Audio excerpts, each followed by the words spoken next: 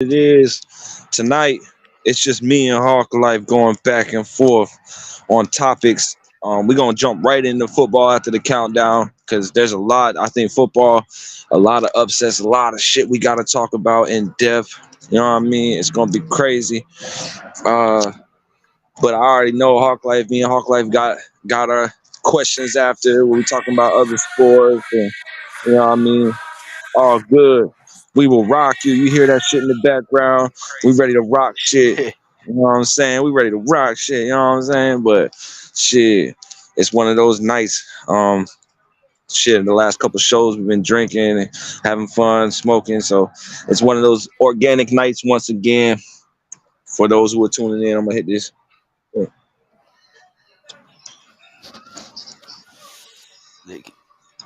I got a big ass cup of liquor. Yeah, no. And I got the big bottle, so I had to pour me about 20 shots in a goddamn cup. Um, I want to give a shout out to last week's freestyle division, breaking some good numbers very quickly. Um, we're not gonna go over the battles because I don't want to spoil it for nobody. So if you didn't see that freestyle Saturday, that's what we're gonna call it, freestyle Saturdays.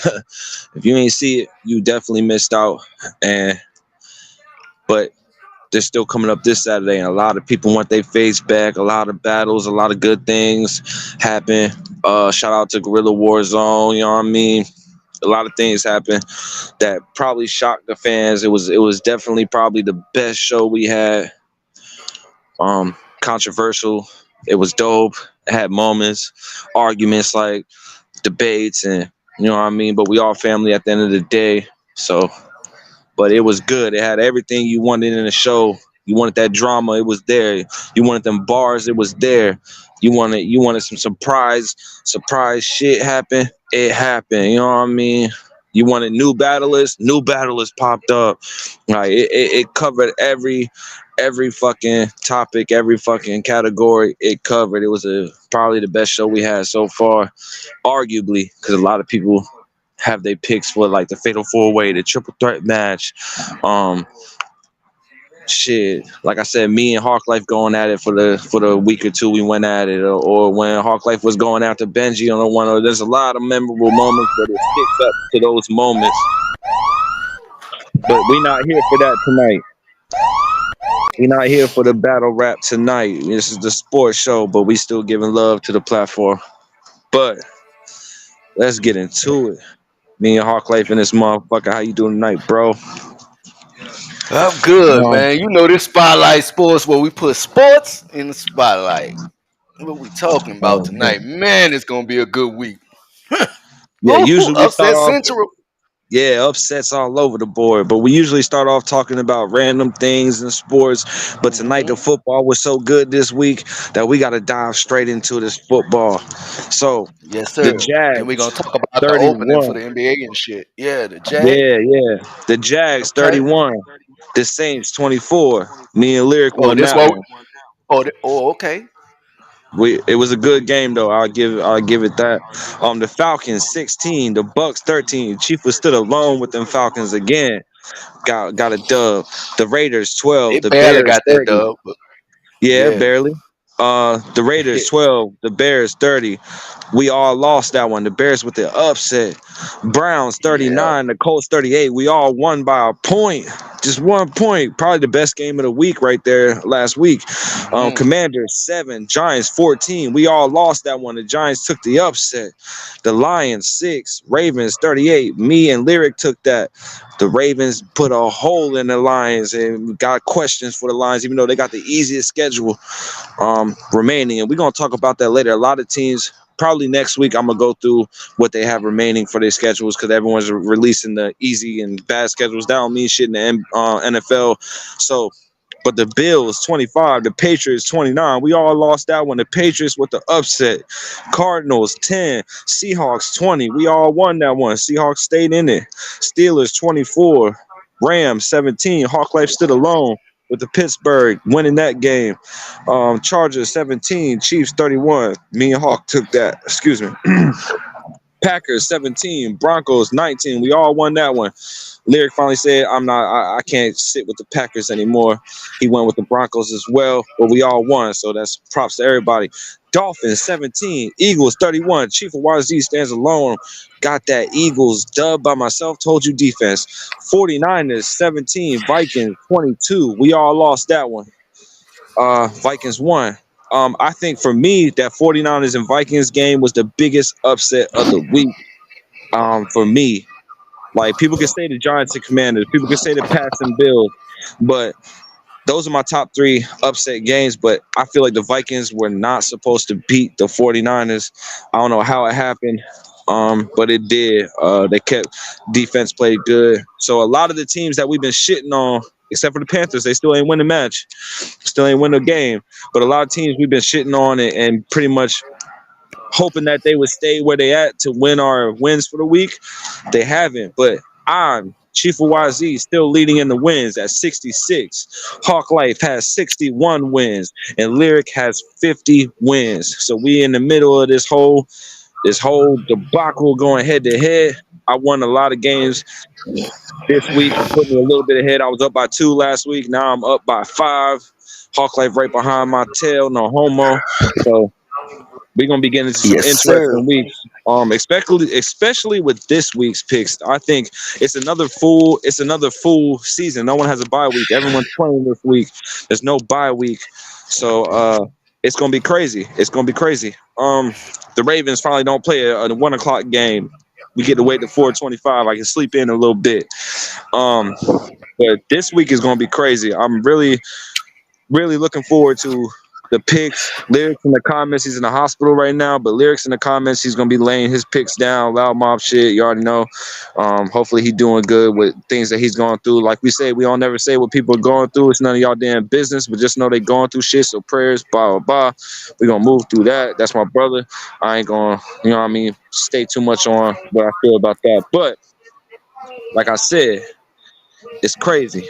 Um, the first game of this week, I could not come up. I could not come up with who I want to pick. Um, I hate the Bills, but I think the Bucks was going to be that. So I couldn't come up with a winner or not. I didn't pick a team, but I'm going to in these last couple seconds while I talk it through, like how Lyric would if he was here right now. I'm gonna talk through the game and then pick. The Bucks are 3-3. The Bills are 4-3 at home, and it's not my game of the week, but it's a crazy game where I don't know whether to stand on the Bucks side because I think the Bucks are going to win the division, but at the same time, the Bills just lost to the Pats. The Bucks just lost to the Falcons. I can't really say. Lyric says Bills. He goes with the Bills. I feel like we're all going to agree on this one because I'm going to play it safe. I'm about to pull Hawk Life. I'm going to go with the home team. Even though I want the Bucks to win the division, after last week and them losing to them 2 upsets, they lost to the, you know what I mean? They both lost to some teams they should have beat. So I'm gonna go with the Bills. I'm gonna go with the Bills as well at home. I ain't gonna lie. I hate the Bills, but that was the game It should have been a game of the week for me. It's not. But last minute, I'm gonna go with the Bills as well. Just because they got home. I'm gonna pull a Hawk Life. I'm gonna give it to them because they got home field advantage. That's it. Uh, my first game of the week.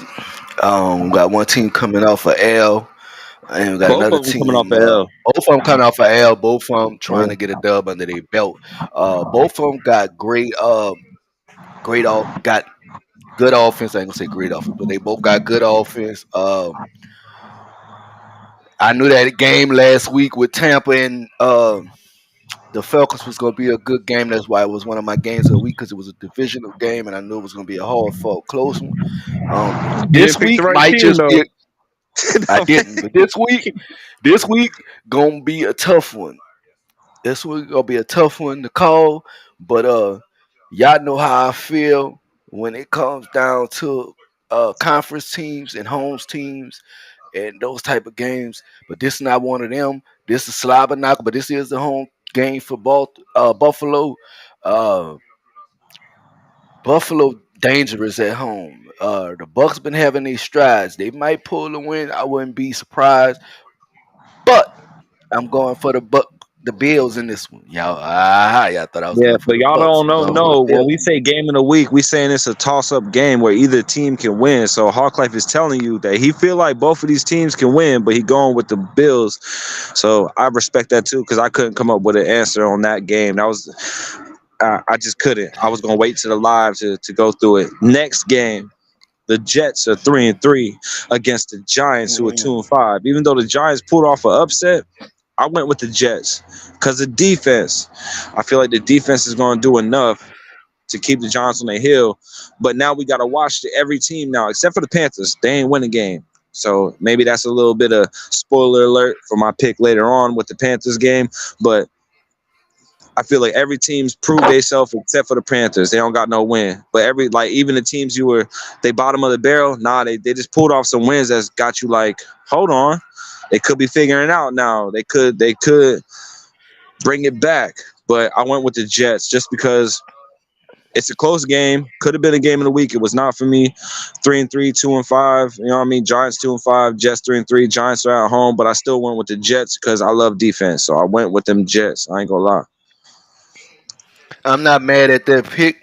Um, Giants riding high with an upset W. I think they're gonna carry some of that momentum into this game. Uh, Now I don't know how this gonna go. The Giants at home. It's been a rough start at home for the Giants, but they also pulled the upset. So we got to take it notice. But I'm still gonna say that's a tough one. It's a tough. You know what? I'm gonna take the road not easy. The road that's not easily traveled. I'm picking the Giants at home. Technically, that is an upset because you know what I mean. Giants 2-5, Jets 3-3, but I can't be mad at your decision either. Um, we getting later in the season, so you expect to see teams where they at.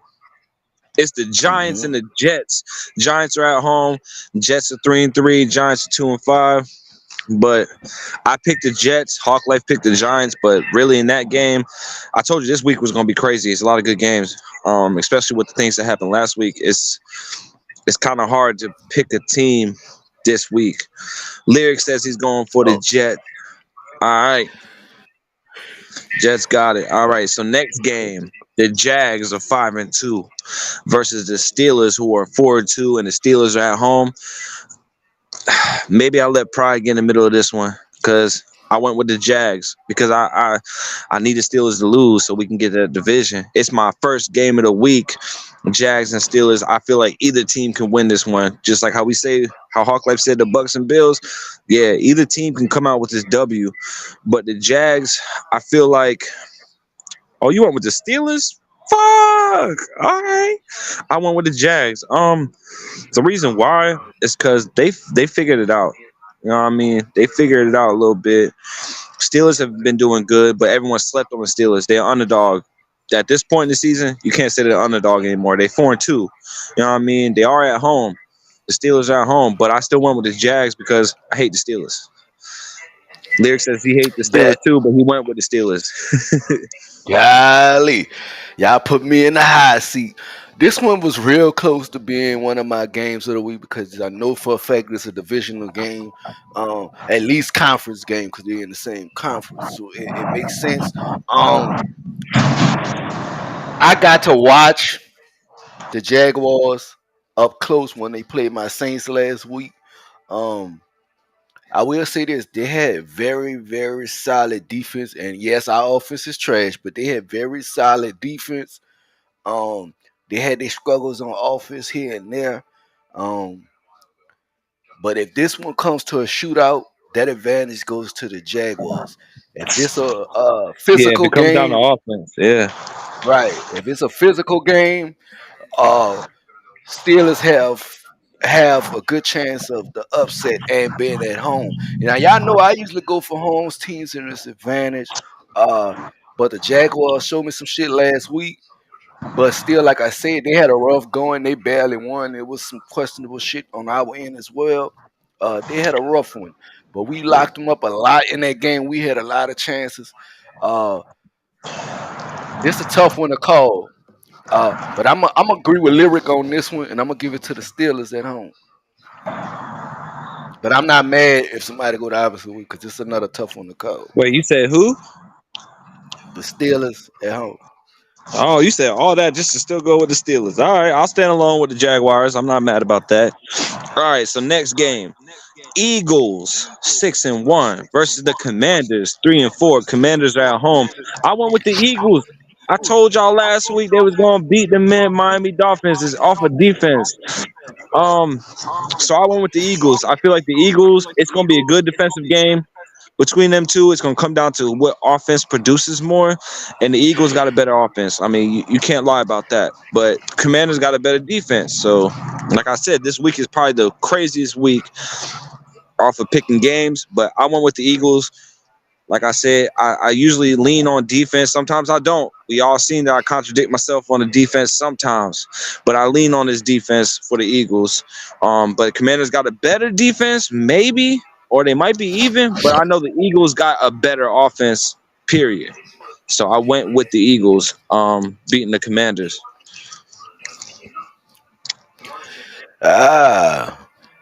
This is a good one. This is a good one. This is my second game of the week. Like I said, if not a divisional, if not a divisional game, at least a conference game. But I believe these two No, in the it is same division. If divisional. not, It's okay, yeah, divisional. what I about Eagles to and say. Commanders in the same division. Lyric says Eagles killing it. They showing me that they becoming a favorite team again. They work on things from the last Super Bowl win, and I can see them winning one maybe in the next 3 years. So Lyric says he got the Eagles. I got the Eagles. Not meaning to cut you off because we dealing with comments right now, Hawk Life. But back to you on who you think on the Eagles and Commanders. Well, in the words of Gilly, let me give you $1 million worth of game. Fly birds, fly. You know what I'm saying? I feel like it could be an upset because the Boston is at home. You know how them home games is. They're very fucking tricky. But Philly has shown and proved that they're the team to beat this year. Shown and proved. I told y'all from the beginning that it was going to be a rematch of the Super Bowl last year. Either it's going to be Kansas City versus the Eagles, or it's going to Philly. be Miami versus the Eagles. It's going to be somewhere in Nah, there. I But I disagree will with say that. this. I will get this one to the Eagles, though. All right. All right. So next game, my second game of the week. Rams are 3-4 versus the Cowboys 4-2, coming off that bye week. I went with the Cowboys. I don't think the Rams, and it's still to defense for me for the Cowboys. I think they even though everyone wants to talk about how good their offense is, I think they're even on offense, but the Cowboys got the edge on defense with the turnovers and picking. All right. I'm cutting myself off because Larry said he got the Rams, so he's a Cowboy hater. Um, So I'm gonna let that go. He got the Rams. I got the Cowboys. They are at home too. So I had the defense being slightly better than the Rams defense, or even actually way better. So and they were also at home. So I pulled that Hawk Life logic. Like, that's two things. I could think about two pros, and I can't think about no pro to the Rams except for Cooper Kupp being back. He's gonna be a problem once he gets back in the swing of things. This is, a couple games in with him being back, so he might be back to that old Cooper Kupp. So we might see that come out. That's why I did make it my second game in a week, because I can see the Rams winning if they utilize Cooper Kupp against that defense. You know what I'm saying? Because he is a nasty player. But we all got to remember that he don't have Odell Beckham. He don't have people to distract. You know what I mean? They don't have that person to keep him open. It's all on Cooper Kupp to make those plays. So if Cooper Kupp has an awesome game, Rams might win it, but I still went with the Cowboys.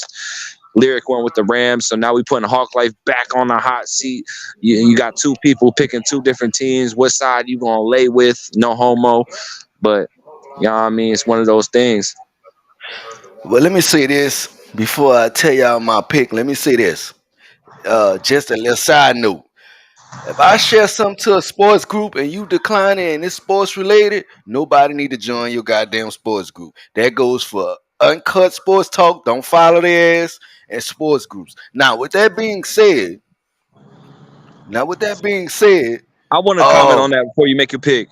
If you gonna take a sports show and not let them share, then what really you could have came on here. So you basically burning bridges to something that you could have been a part of. So later on when we get successful, which we already are getting successful, don't come around. Don't come around later when you want to be on the show after you done disrespected Hawk Life. So fuck that. You know what I mean? I can agree with that. I didn't know about that, but if it's a sports yeah, show and we literally showing you a whole sports debate, why would you take that off? Why would you not let us do our thing? Because you ain't doing it, and it's an idea you ain't think of, and now you want to do a sports show. It's too late. It's too late. That's why we did our sports show at the beginning of the season. You can't jump in halfway through the season and make your own sports show. That's going to show you copying. You a copycat. But I'm gonna let you go back, man, Hawk Life, on that Rams and Cowboys. But I had to say something to your point too. yeah, lame ass groups. But anyhow, this one is easy for me. This one is easy for me. My Cowboys rested. The Rams is not a slouch. But the Cowboys versus they got the advantage and they playing at home. And I'm going to the Cowboys for this one. Yeah, I can't be mad about that. You had three pros. I didn't mention they had the bye week. I did mention they had a bye week, but sometimes that's a bye week can make you rusty if you don't put them pads on in practice. So I didn't point that to one of my points. But shout out to Hawk Life to being like, look, I know they had a whole extra week to think about the Rams. So I could see that. All right, next game. And this is going to be a crazy one. I wish Lyric was here to talk about this game because his Packers are in it, even though he abandoned the Packers last week and said, nah, I can't go with them. They don't let me down so much. So I'm waiting for his comment. The Vikings are 3-4 versus the Packers 2-4. I went with the Vikings. I gave them a second chance. They proved me to come back around with Justin Jefferson, especially last week, doing what they did and upsetting the 49ers. LSU. I feel like the Yeah. 49er game gave them that confidence they needed to get back to 4-4, a 50 percentage team win.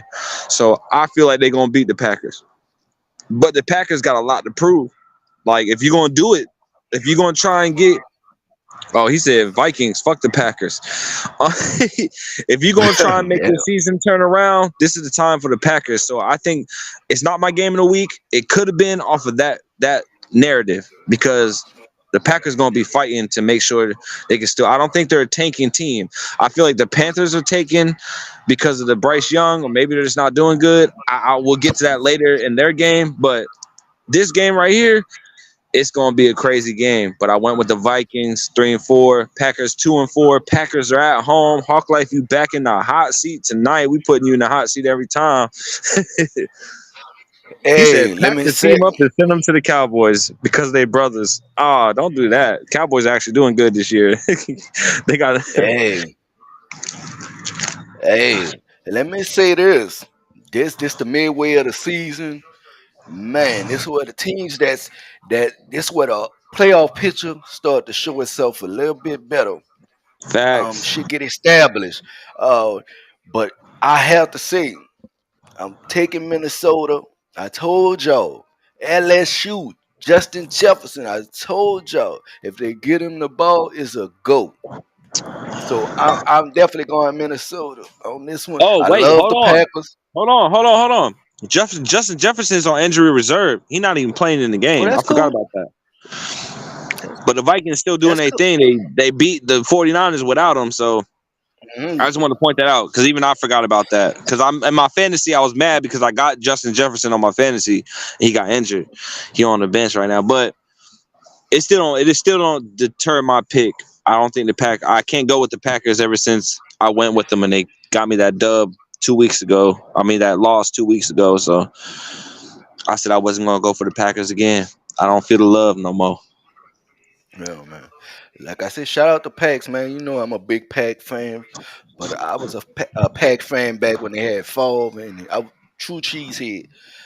Yeah, But I to the will Aaron say, Rodgers I, switch. yeah.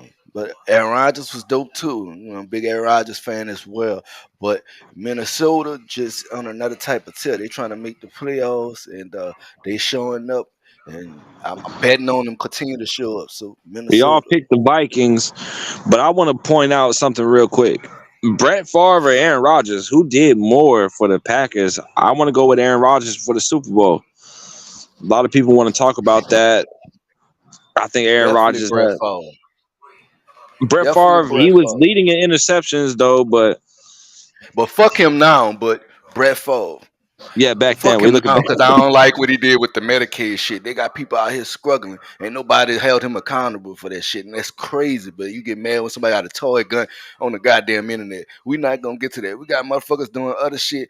But that situation never got spoken on. And I wonder why. Okay, now this next game, I wanna start this off with a little bit of a narrative. Every Okay. time someone agrees with the Falcons with me, I lose. But it's at the point where with this game against the Titans, everyone might agree. Even Hawk Life might have to agree, even though he probably won't because he hates the Falcons. But the Falcons are 4-3, going against the Titans at home 2-4. I went with the Falcons, not because the Vikings are 2-4. I mean, not because the Titans are 2-4. The Falcons are 4-3. Not because the Titans are playing at home, but I've been battling with these Falcons every week. I've been trying to tell y'all that they here. You know what I mean? Ritter, he's not a great quarterback. I'm not saying he's a leader or anything. I like the Falcons because they got Calais Campbell. They got a good defense. So this week, I just want to point out that I'm the only one who been rocking with these boys, except for Lyric when he picked with me and we lost. But other than that, the Falcons been giving me, they're 4-3, so I'm plus with the Falcons. So I went, even though I stood up for the Titans earlier with DeAndre Hopkins, I stood up for the Titans early in the season, but they let me down. So this is one of those games that I'm looking off of my past picks, and the Falcons gave me more wins than the Titans did. So I went with the Falcons. It's not my game of the week, if everyone's wondering. No, it's not, but it's a good game. So Falcons 4-3, Titans are at home 2-4. Who you got, Hawk Life? We could put Lyric Lauer on the hot seat before he makes his comment. He been quick on them comments tonight. Shout out to my brother. You already know what it is, Loud Mob. Shout out to Hawk Life brother too, because everyone get it twisted. We all family here. Don't get it twisted.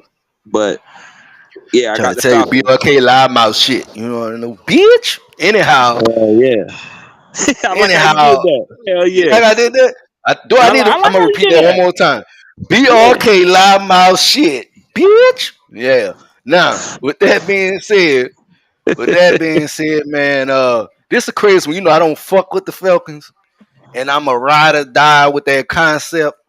Even though they looking good this year, I mean, they ain't played us yet. I don't think we got them 2 games coming. They ain't played us yet. Not to say we are a super threat to them, but we definitely a threat if we come out cooking. It could Oh, change the tide if you win those 2 games because y'all are three and absolutely. four, they're 4-3. If you beat them 2 times, it could change the ties, especially with the Bucks being 3-3, especially with what's your other team? I got them on my head. I can't The fucking. Bucks.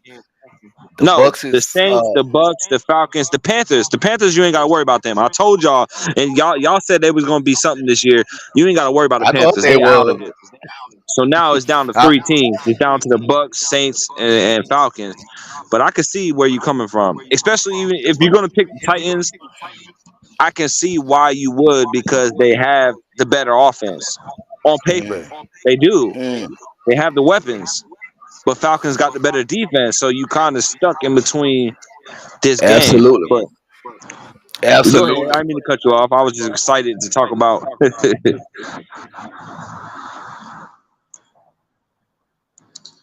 So you saying you got the Titans though, Hawk Life? I think you're muted. You're muted, bro. Hawk Life, you're Hello. muted. There we go. There we go. Oh, We can hear you. I see why I'm muted. I'll fix that in a second. But I'm gonna pick them damn goddamn Titans because I'm not picking them Falcons. Fuck the Falcons. But if anybody go the opposite way, I wouldn't be mad. That's their choice. But fuck the Falcons. Tennessee at home. It's gonna be a movie. All right. I told you that this division was going to be between the Bucks and Falcons. Even though I like the Saints, I got a cousin that's a diehard Saints fan as well as you, Hawk Life. So I know he's probably mad if he's watching this shit that I don't go for him as much as he would think. But spoiler alert, not even spoiler alert, FYI, Lyric says I go with the Falcons. So every time someone agrees with me, they don't win. So you might have this one by yourself, Hawk Life. But I can see why, because there's so many game of the weeks this week that this is just the best week so far in the season for football. I want to get that out the way. If you're a football fan, this week right here is definitely the week to watch every game that you can, even though you can't watch multiple unless you got the red zone shit. But yeah, me and Lyric went for the Falcons. Hawk Life went for the Titans alone, but I can't even be mad at them. I can't argue with that because I see where the Titans should be. You know what I mean? Where he's not. This next Yeah, game, absolutely. this next game really had me think about it. It's not my game of the week, but I was thinking about it because I hate the Patriots, but the Dolphins just losing. They just lost, but the Patriots are 2-5, and the Dolphins are 5-2. Dolphins are at home. They just took a loss, and the Patriots just took an upset. So I could see where this game could be a little bit like hard for people to pick because the Patriots just showed us that they can do something. The Patriots just showed us that they can do something. But I still went with the Dolphins because the Patriots did get an upset win and the Dolphins did lose to the Eagles. It wasn't an upset to me because they both had the same record. I went with the Eagles, but the Dolphins, I feel like coming off a loss, they know they got to beat the Patriots. They know they got to beat the Patriots. So that Patriots team coming off that upset win, I think it's not more motivation for a loss. A win could get you cloudy. The Patriots are 2-5. The Dolphins are at home 5-2. And I went with the Dolphins because they're coming off that loss. So every time you come off a loss, no matter what your record is, no matter who you facing, you're on the hot seat. You got to prove yourself again. You just lost. Even though it was against the Eagles, you know what I mean? Cool, whatever. But the Dolphins got to prove something. And even with a 70 points against fucking the Denver Broncos, a lot of people are forgetting about that. A lot of people are forgetting that they dog walked the Broncos because they're the Broncos. But I feel like this is the same type of game. I feel like the Dolphins are going to kill. Again, for those who are listening in the comments, I see Lyric in the comments. Patriots are 2-5. The Dolphins are at home 5-2. I went with the Dolphins. The Lyric says he goes with the Dolphins too. I kind of lean on Hawk Life, not logic on that one. They also are at home. Even though I hate the Patriots, I wasn't gonna go for them anyway. But I can see where the Dolphins got something to prove. They came off a loss. You know what I mean? Even though I love Matt Judon, but the Patriots do have injuries that we know of, and I don't think they recovered from the injuries. So I went with the Dolphins. Lyric went with the Dolphins. Hawk Life, who you got in the Patriots and Dolphins matchup this week? And let me say, every dog has their day. Sometimes a dog has his day twice. We just never know. But every dog has their day. You know what I mean? Even a good team have an off day. But I will say this: the Panthers might be riding high off that San Francisco game, if I say that correctly. But San Francisco is not Miami. San Francisco The is Patriots not beat the Miami. Bills. I'm sorry, the Bills, but the Bills are Yeah, the not Patriots Miami. was 29 points. The Bills was 25. Just to let y'all know a little insight. But go ahead. No defense in that game, by the way. Right. And that's what I mean when I say that the Bills are not Miami.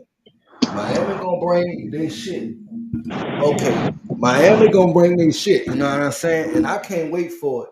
I give this one to Miami. You know what I'm saying? They're at home. They got a bone to pick with. They lost last week, so they got to shake back, and it's their shake back week.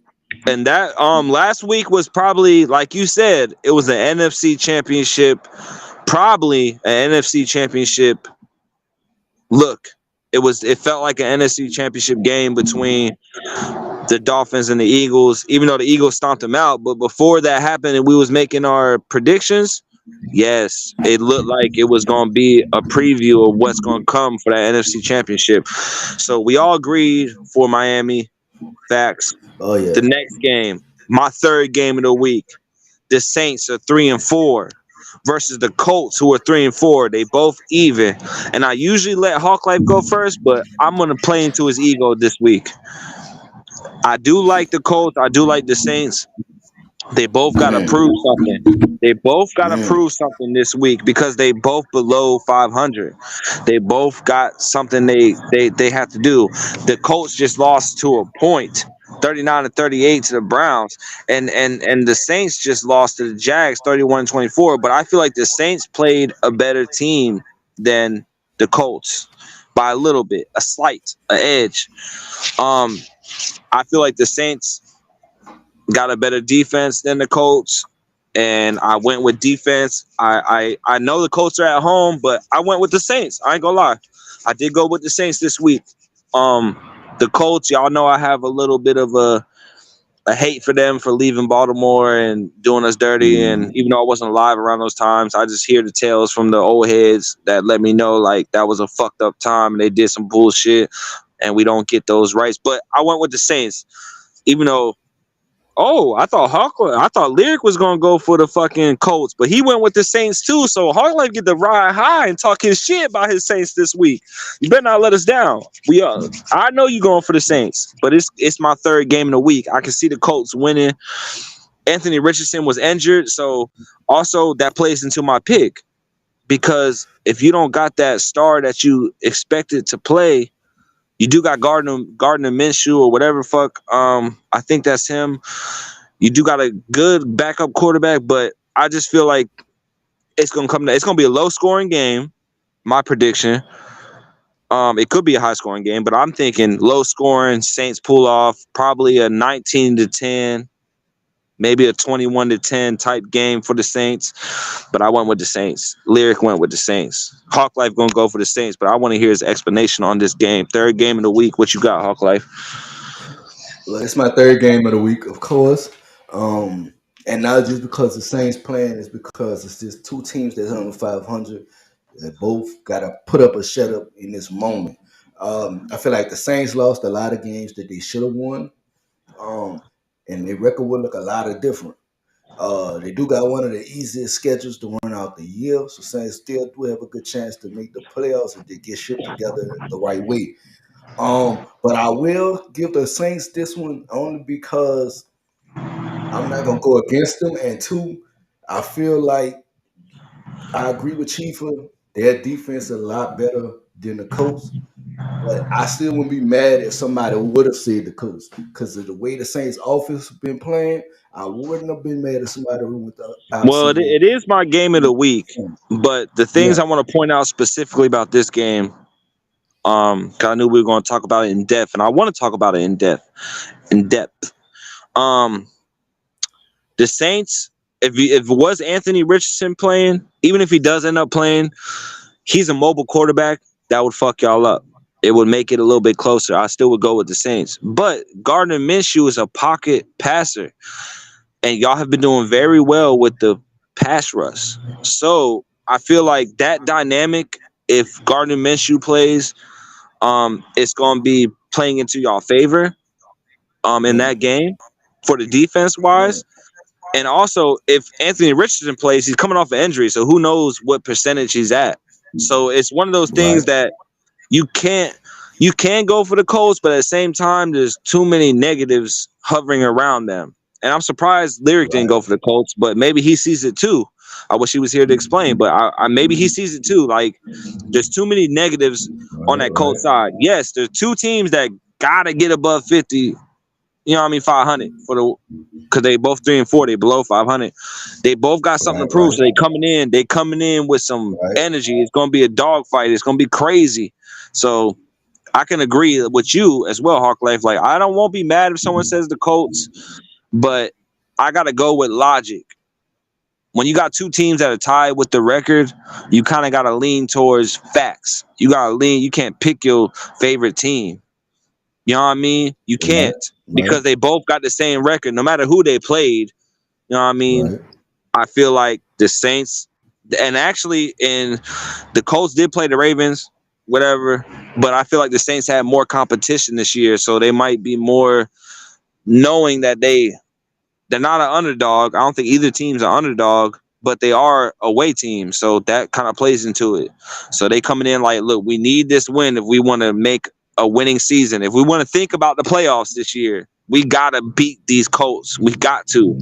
Same thing with the Colts. If we want a winning season this year, if we want to talk about the playoffs, we have to beat these Saints. So it's gonna be crazy. That's Right, why it's my right. third game of the week. It's gonna be a Well, let toss me up. It's say gonna this. talk like.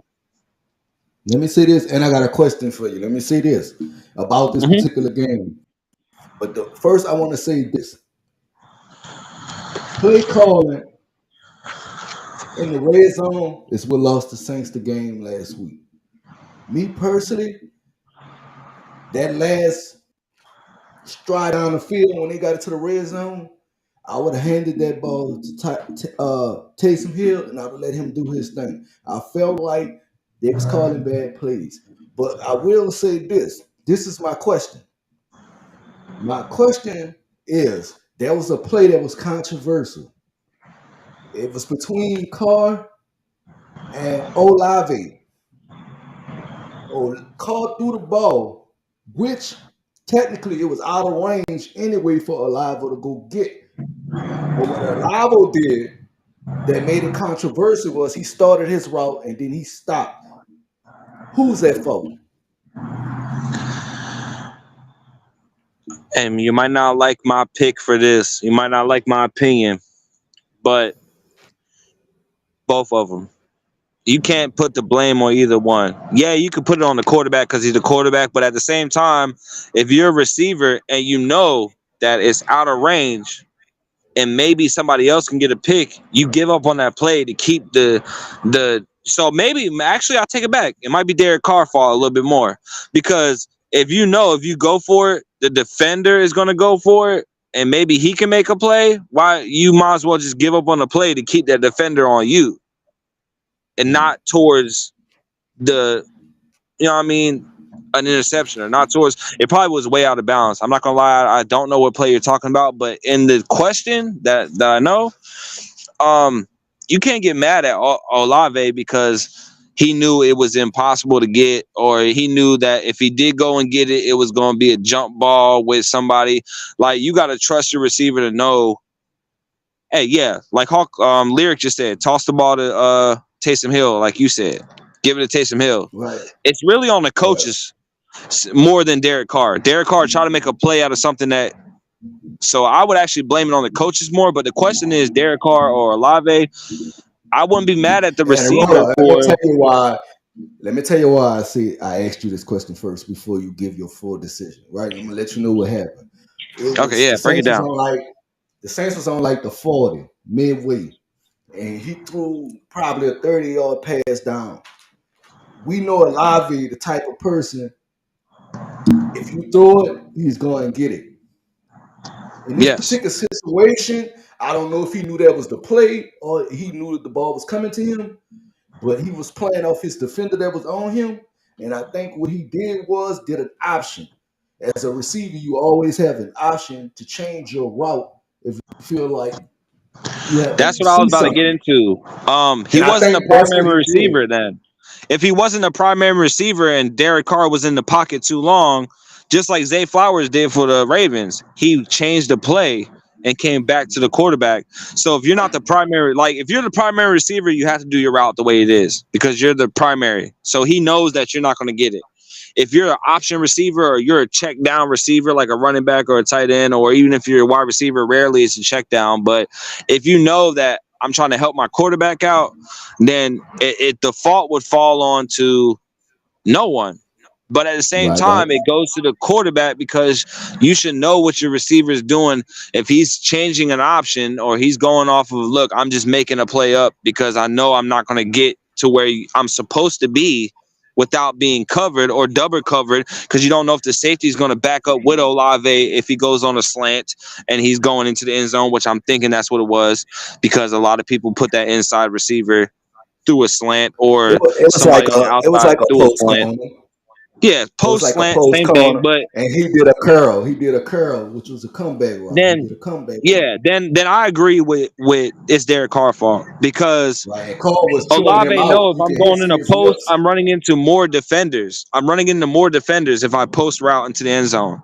You're going into a zone. You're going in, even if it's man to man, you still have two people on a zone with the safeties. That's why I'm bringing up the safeties. So I feel like, if anything, it's not either one of their faults. Maybe a little bit more on Carr, but the real fault of it is the coaching. I agree with you. It's the coaching. It was the play It's a called, terrible because coach it was a all Seahawks down. moment. You should have ran the ball. Mm-hmm. Depending what down was it. Mm-hmm. If it was like second down, I would have ran the ball with Taysom Hill, like you said. Seahawks in a Super Bowl moment. Yeah, Yeah, it was but that what type of down moment. was it? Do Now you I know what down it realize was? why it was a fourth down. It was a third down pass. It wasn't a fourth down. It was a third down pass, and you can see Carr.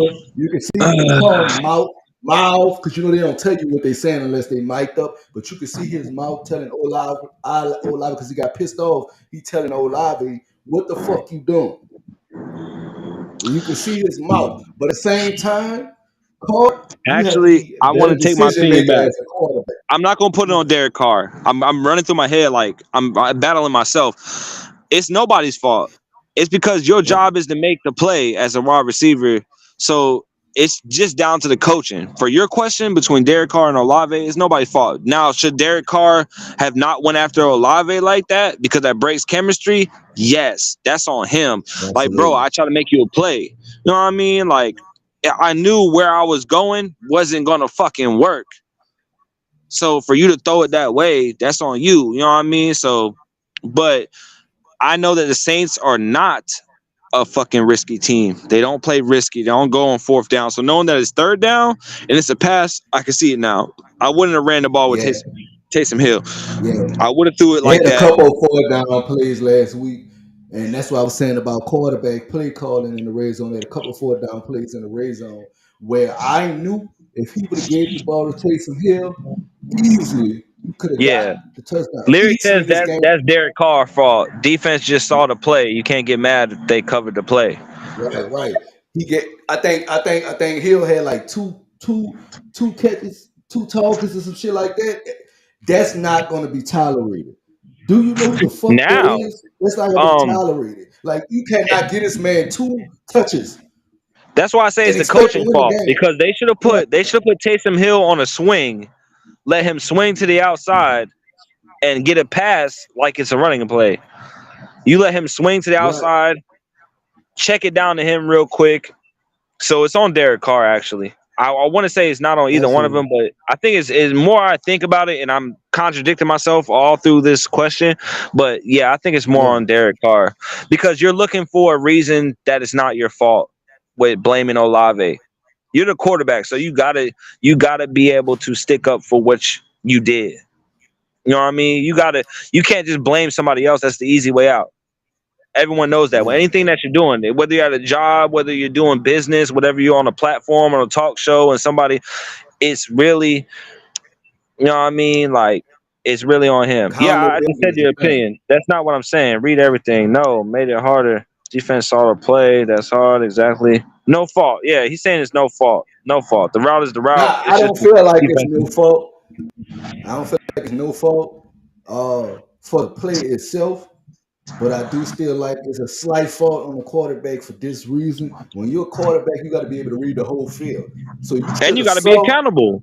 It's gonna Right, fall on you the should have quarterback. saw when he came back. So you shouldn't have forced that pass. You should have went somewhere else. Now maybe that was the play, and you went with it because that was supposed to be the play. Obviously, I feel like Ole saw something else, and he chose to stop his route. Now that's why I say, as a quarterback, you should be able to read the field. You got more than one option. Stop having tunnel vision in your options. That's another thing about Carr that I noticed last week. When he had the option that when the play is designed for a certain person, he get in tunnel vision. He don't realize it's a 5-second check down. And when you don't have another person, you got to go to your check down. He does not do that. He will force Yeah. Well, or overthrow. A For lot. Lyric right Anything's for now, he's sense. in the comments. He. I'm pretty sure he wished. He says no fault, but I want to point out something. I can see what y'all mean, but in your comments, you said that the route is the route. It's just defensive was on point. But what Hawk Life is saying is he didn't go the route he was supposed to go. He made a new route. So it sounds like that you're saying Olave's at fault, but you're saying nobody at fault. But I'm just giving you a little more insight. Olave didn't go the way he was supposed to go. So Derek Carr is probably thinking, if you would have went the way you were supposed to go, TD. So is it still nobody's fault? Or I mean, it's yeah, he nobody's switched fault, but route. even if Okay, he so would have you're went saying the it's way the he was wide supposed to receiver's go, fault. he still overthrew it. He still overthrew it. If he would have went straight, he still overthrew it by 10 yards. Either way. So he at fault You know what too. I'm So saying? Lyric saying, yeah, he's Yeah. saying it's the wide receiver fault. Okay, exactly. All right. Because you said no fault, but now you're kind of like me. You kind of thinking it through like, wait a minute. Okay, it's his fault. All right. I ain't mad at that Yes, either. I'm in that I area. feel like Okay, it's so both he's of them saying he fault. shouldn't have You know what I'm switched the saying? route. I agree. I can agree and disagree with that, but we're gonna move on because we spent a little bit of time I just knew that breaking was down the good. play. I I love it knew that though. was gonna be a good question. Yeah. Yeah, Lyric Lauer says his final thought on that was should have stuck to the route, the routine That's of the probably play, what Carl was telling him. Yeah. but no fault on Derek Carr. Okay, we He get got a it. little We get fault it. too. Yeah, he is the quarterback. But let's move on to the next game. The Texans are 3-3 versus the Colts. I mean, the Panthers. My bad. The Texans are 3-3 versus the Panthers, who are 0-6. Until they win a game, I'm not going with the Panthers. I told y'all they're going to be shit, so I might not go with them all year long. I went with the Texans. They got some rookies doing their thing. CJ Stroud doing their thing. So I went with the Texans. The Panthers have not proved they could win a game. So why would you go with the Panthers unless you're just trying to get an upset? Which I can see that too. I'm not gonna lie. Especially when you're trying to win and pick who gonna win and try to get that over. But I don't think the Panthers, until they win a game, I can't go for them because you got to prove yourself in this NFL.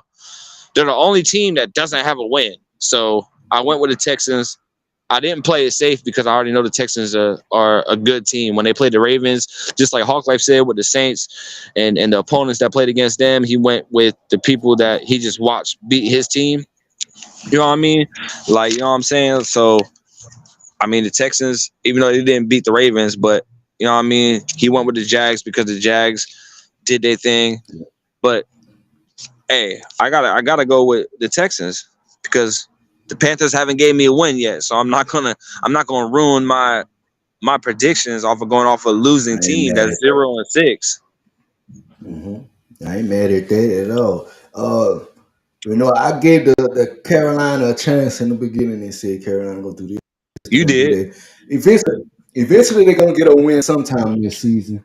I don't know if it's gonna be now. I feel like Houston been on a little stride up and down, you know. But I'm gonna have to give it to Houston. Carolina got to prove themselves. You know, it's like the Chicago. They got to prove themselves. Chicago proved themselves with that upset. Carolina got to prove themselves, even though their playoff host is gone. Period. But they got to prove themselves. They got to show that they're willing to keep fighting to the man. That's it. I don't But think. Hey, Texas, hot topic. I don't think the Bears it's over right now because until you get to 10 games on the season, like if they win every game, which is not going to happen in my opinion, but they still can make a way in. But I see what you're oh saying no, though. I wasn't talking about the Bears. I was talking about Carolina. Oh yeah, Carolina, it's over. Dash. If you win every game, you're 10-6, but still you're not. You're not. I agree with you on that. Hell nah, it ain't And we happening. do have the most competitive division. They get 3-4 wins in a row or some shit. A miracle, 3-4 wins.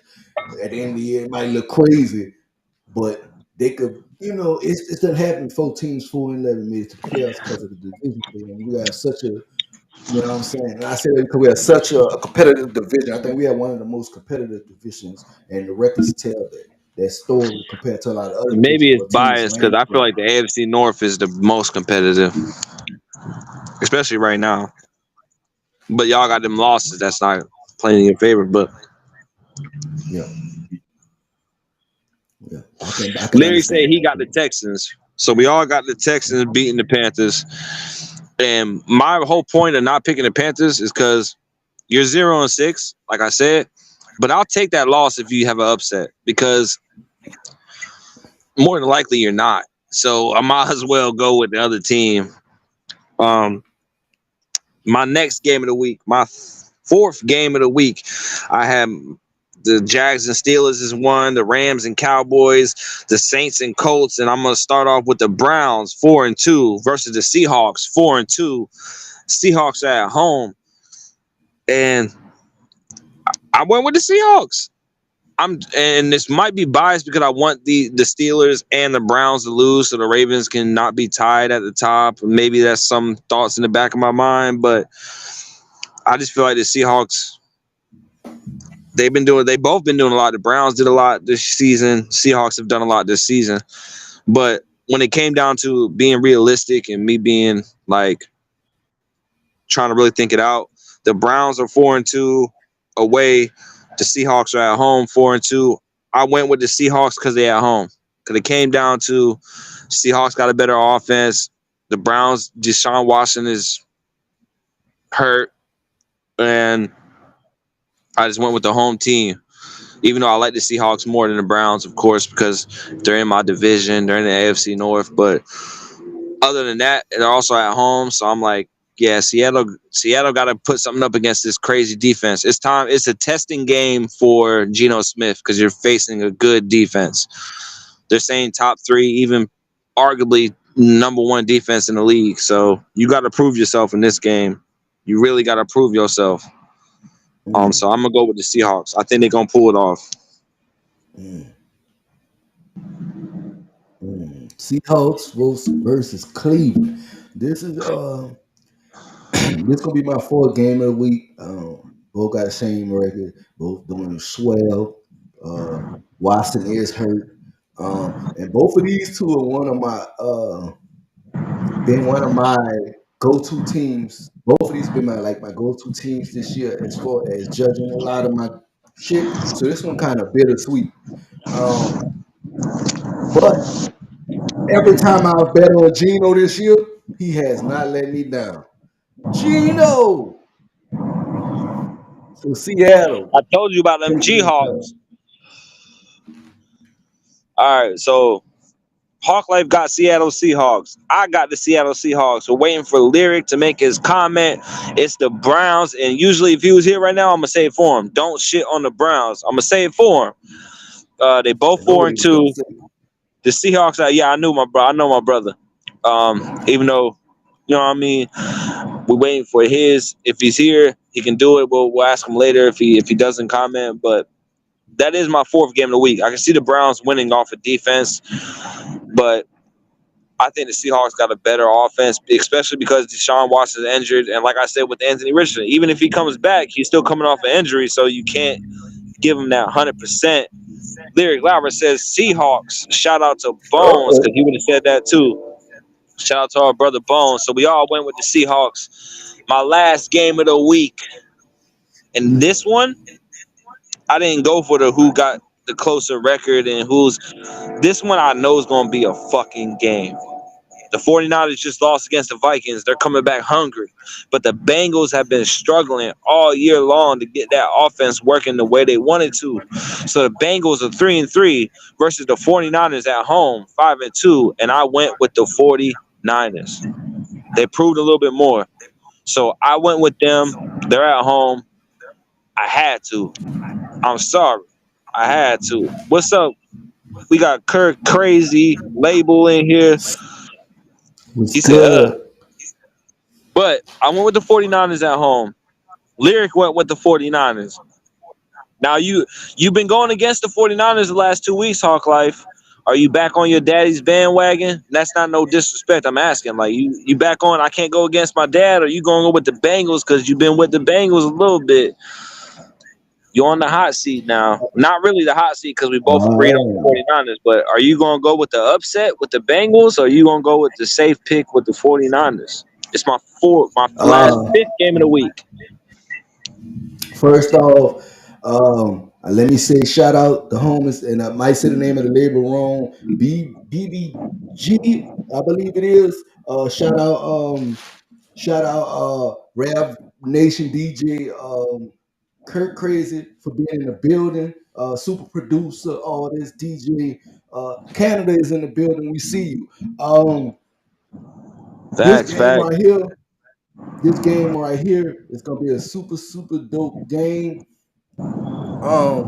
I feel like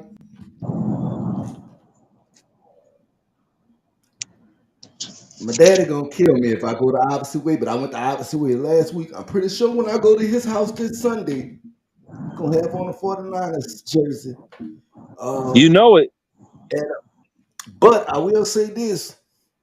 I'm going with the 49 because they're home. They got the better record, and not only because they have the better record.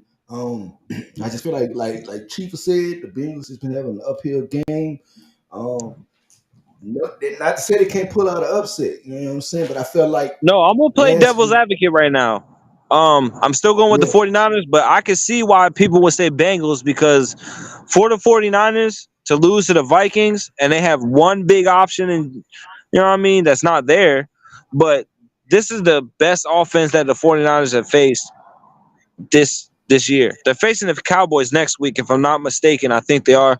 But the Bengals have more offense to battle this defense, but I like defense more. So I can see why we all went with the 49ers, but also it's my game of the week. So when we all say game of the week, y'all gotta pay attention. When Hawk Life says it, when I say it, it means that we can see either team winning.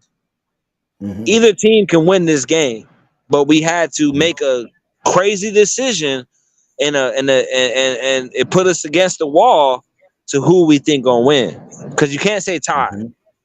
Like Mm-hmm. so, like we all can see where the Bengals can win this game, respectfully. Their defense Yeah. sucks. So I feel like the 49ers would actually have a better at stopping the offense. Or if they can't stop the offense, then the Bengals would not be able to stop the 49ers offense. So but I could see where people like Hawk Life was about to say, I could see where people would go for the Cincinnati Bengals. Whether you're a fan or Mm-hmm. not, I can see it because they have that great offense that hasn't showed Mm-hmm. themselves so far this year yet. Mm-hmm. But you sometimes you got to go with a safe pick, and I feel like in this game, the 49ers is the safe pick because they're at home. Now, if the 49ers wasn't at home, then it would be a harder decision to pick a team. But yes, all of us went with the 49ers. All right, this next game, the Chiefs are 6-1 going against the Broncos at home, 2-5. The Broncos just pulled off an upset, but I'm not a Mahomes boy like Hawk Life about to tell y'all he a Mahomes boy. I'm not, but I went with the Chiefs again because the Broncos, ever since that Miami game. Now, I don't think it's going to be a 70 point from the Chiefs. I want to point that out right now. I don't think so. I think they're going to be around 30 to 35 points somewhere in there against the Broncos, but I feel like the Chiefs are going to win this game. So I went with the Chiefs in this game. This is my fifth game of the week, and Ooh.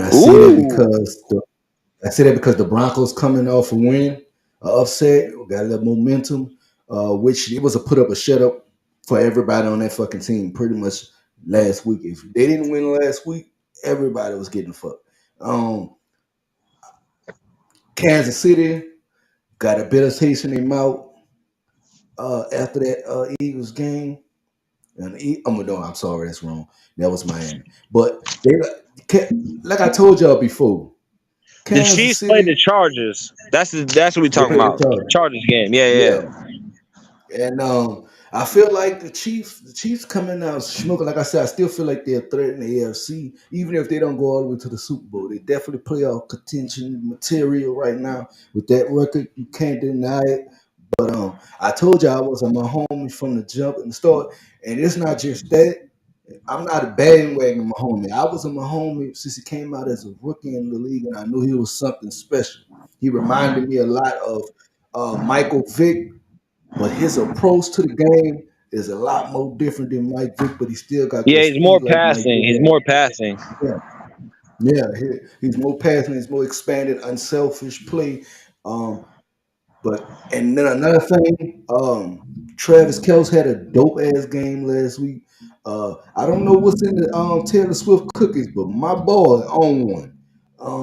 And if they keep going like they're going, I can see another win for Kansas City this week. So I'm going to say Kansas City. All right, so we're waiting on Lyric Lauer. Who you got, the Chiefs or the Broncos? Drop it in the comments. But I want to make a quick little thing for the Chiefs. They are 6-1. They got the best record in the AFC. But for them to get to the Super Bowl, they need to get a wide receiver off a trade. I'm sorry, because when you're going into the playoffs and you're facing all the best teams in the NFL, they're going to shut down Travis Kelce. I'm going to point that out right now. So if the Chiefs want a real road to the Super Bowl, a Super Bowl Yeah, run, they need to get them a wide receiver. Now, okay. with that being said, like a lot of teams you could say that for, but a lot of teams drop their passes. But I think the Chiefs' offense is one dimensional. It's we're gonna run the Mm. ball and we're gonna target Travis Kelce. We're gonna run the ball. We're gonna target Travis Kelce. When you face a good defense or a good team all around, they're gonna take that option away. They're gonna take that option Mm. away from you. Um, True. so I would say that the Chiefs, for them to be, and we'll make that a question. Do you think that they need another piece offensively at wide receiver? Or do you think they're good where they're at? Because I don't think they're good Um, where they're at. For a Super Bowl run, not for the season. Do you think the Chiefs need another um, piece? Or maybe the wide receivers just fucked up the last couple weeks? I'm gonna say this. If you didn't watch the Super Bowl last year, let me say this. That Super Bowl was one off of Mahomes' legs. And I say that and off his decision making. I will say this. Having that piece will have them feeling a lot more secure. So I do agree with Chief on that. But I also think with the right coaching and it's just gotta be there. They can do it without, but it'll be much easier if they can get that last Um, piece they need, I think. I can see what you're saying. Andy Reid's a great Mhm. coach. But they did, if you remember in that Super Bowl, what was the weakness of the Chiefs? Offensive line. They fixed that this year. They Mhm. went and got Orlando Mhm. Brown. They went and got offensive linemen to really fix that. But the question for the Chiefs is if we can shut down Travis Kelce, where are they gonna go? Kadarius Tony. Mahomes. Yeah, Mahomes, but he can't. No offense to Mahomes, he's not Lamar Jackson.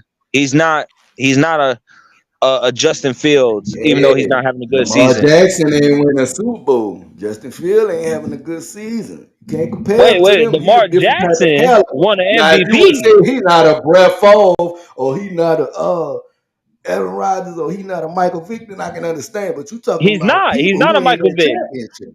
And I will say this: He he is went an Aaron Rodgers. Mike. He is a Brett Favre. But I'm talking about running wise, like running and making that difference. Nah, he do Now, that I will sometimes. say He Lamar ain't always Jackson is playing consistent. crazy this year. He an MVP candidate. I'm gonna say that right now. Shout Fuck out to that. Lamar Jackson. He up there. But it's like he's not gonna take that. Like for Patrick Mahomes, he runs around the pocket to make sure he can get a pass. Now, if Patrick Mahomes turns into a I'm a run when I don't got a pass right away, I can see where you come from. Yeah, that's what I want him to do. If he can turn into a mobile quarterback, it's a problem. But that's not Mhm. what he built with.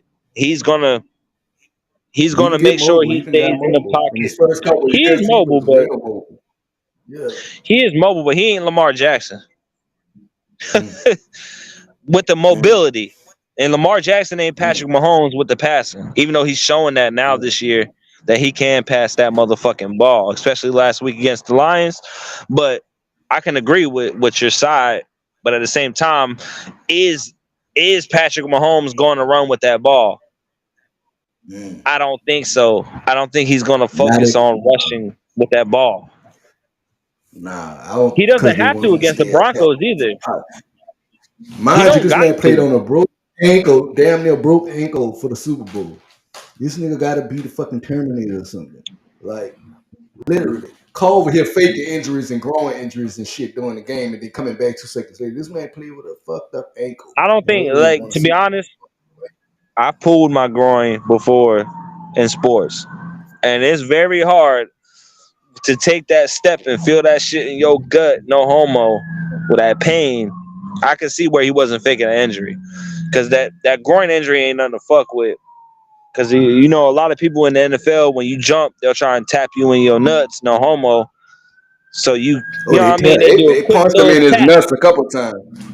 That's what I'm saying. I I can remember see one where play. it wasn't a fake They punched injury him in his because shit one play. He was mad as a motherfucker too. I'm like, yeah, I I'm just saw trying him to do it too. He clarify to you went, that make you yeah. feel a little bit better. I don't think Derek Carr faked that, because if you have a groin injury, it fucks up your whole equilibrium. You can't lunge forward, you can't jump, you can't, because it's going to fuck with you as a man. You going to feel that pressure down there, no homo.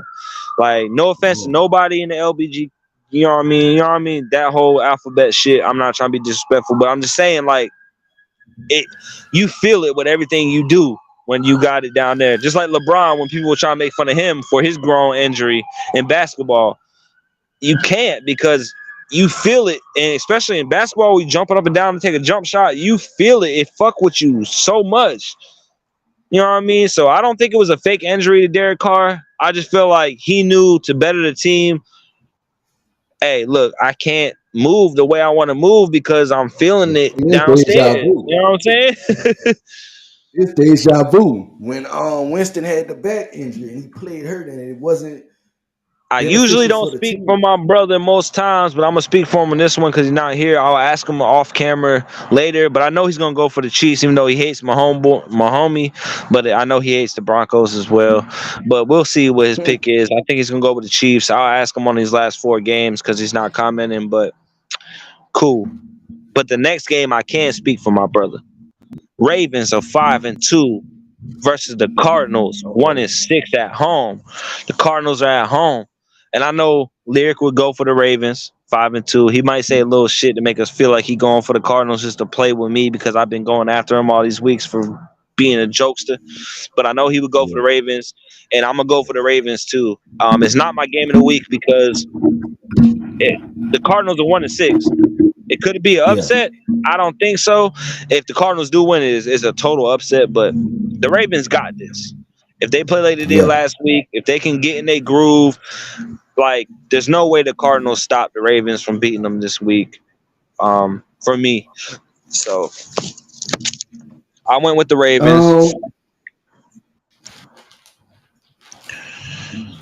this is a good week. This is one of my honorary mentions of the week. It's not a game of the week, but it's an honorary mention because I feel like um this could be a slobber knocker. This could be a show. These two good teams that can really come out and put on a good show. This would be a win for the culture type battle. It's not a division. It's not a conference. But it'll be a dope battle. Um, I give it to Baltimore, but I'm not sleeping on the Cardinals at all. I know they've been having a rough go at it, but Baltimore been in a different type of stride, and I get this one to Baltimore All right. Well, I'm gonna tell you why slightly. I don't give it to the Cardinals. Have you seen what the the Baltimore Ravens have been shitting on backup quarterbacks? They known for shitting on backup quarterbacks. So if Kyler Murray is not in there, yeah, it's over. It's fucking over. But if Kyler Murray does come back on some shit, it's still over, but because he's injured. But I can see where him and Kyler Murray and Lamar. I'll say this: there's only a couple quarterbacks that I look at that can rush even close to, because no one can rush like Lamar Jackson, but that's bias. I'm gonna say that right now. But I feel like Kyler Murray can, and Justin Fields, my bad, not Justin Jefferson. Justin Fields can rush and take over the game with their feet. So if Kyler Murray's Mhm. in there, even though he's coming off an injury, I don't think he will be. Um if he is there. I haven't been paying attention to the Cardinals because they asked. So I'm definitely going to be paying attention to this game because it's my Ravens. So I'll see who's in there. I will. But I don't think the Cardinals got a chance. I really don't. And we all said that about the Steelers except for Hawk Life. So I can see where he coming from. Like, don't sleep on these teams that ain't been winning because they hungry.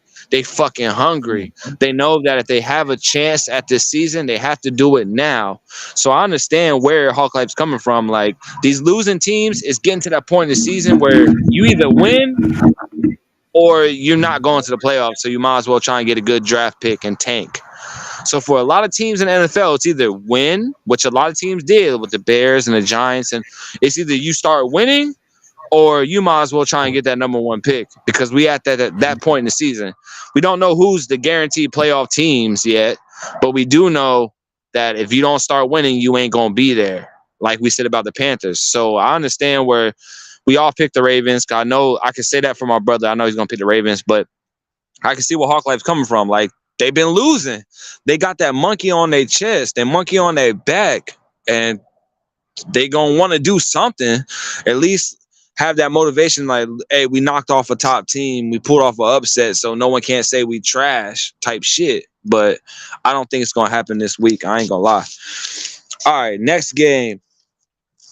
The Bears 2-5 against the Chargers 2-4. And this is my worst game of the week. And I'm going to still call it worst game of the week, but really, I would like to change it from worst game of the week to a sleeper game. A lot of people ain't going to pay attention to this game. It's going to be a good game. So that kind of, like, I'm still say worst game of the week, and I'm going to still elaborate that it's a sleeper game because I don't think worst game, everyone's getting confused with the people I talk to about the sports show. Why is that the worst game because they both have a losing record and they're both, but I don't mean it as it's going to be the worst game productively. I mean it as this is a sleeper game. So I'm going to change the worst game of the week that we've been doing all year. I'm going to still say it's worst game of the week for the people paying attention, but I'm going to also call it a sleeper game because a lot of people ain't going to be paying attention to this game being good. The Bears are 2-5. The Chargers are at home 2-4. And I went with the Chargers. The reason why I went with the Chargers, quarterback. It's not defense, it's not offense. It's just Justin Fields can run around and do his thing, but I just feel like the Chargers got Justin Herbert. I hate Justin Herbert. I hate to go with him. But I just feel like Justin Herbert is a way better quarterback than Justin Fields. So I went with the Chargers to get that dub at home. That was interesting. Yeah, because I hate the Chargers. Yeah, that was interesting. I feel like this one of them games where both of these teams are struggling in some kind of form and way, but the advantage in the situation go to Chicago coming off the momentum of last week's win, a big upset. This one a tough call, man. It's a tough call, but Chicago proved something to me last week. They proved something to me last week. That there's always a dog in a fight when it comes to Chicago. So I'm gonna give it to Chicago in this one. I love the Chargers, but I'm giving it to Chicago in this one. And to go into depth about this game with your opinion, I can't hate on that. I can't because DJ Moore and a lot of people are sleeping on this man. He a top 10 receiver. Like he's in fantasy, he's been killing shit. Whether it's win or lose, DJ Moore has been productive this year. Do I feel like the Chargers are going to stop him? No, but I feel like can they slow him down? Yes, with the pass rush with Joey Bosa and shit like that. So I can't fault anyone for going for the Bears because there is a little bit of silver lining to picking the Bears as well as there is picking the Chargers because they're at home. And even though if you agree that they got a better quarterback or not, it's just they at home. So it's kind of hard to go against home teams when you're a NFL analyst because I feel like me, Lyric, and Hawk Life, Whether you want to admit it or not, we are analysts. We analyze these games to pick our pick. So respectfully, I can see where the Bears could cause problems. I don't think they're going to be able to pull it off.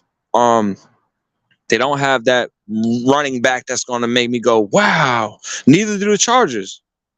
But the Chargers don't have a wide receiver except, maybe Keenan Allen, but they don't have a wide receiver that's going to make me go, wow. Neither do the Bears except for DJ Moore. Actually, the Bears do have a wide receiver that made me go, wow. It's DJ Moore. Neither one of them got a tight end. The Bears got a horrible defense, and the Chargers got an all right defense. Not even good, not great. They just all right. They almost too. So this is why I said it's my worst game, a.k.a. the sleeper game of the week, because I feel like this is going to be a shootout. It's going to be, you can get whatever you want offensively. So who's going to put up more points for that game?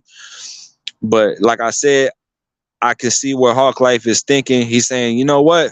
These Bears are coming off that, even though last time they came off a high win, they lost.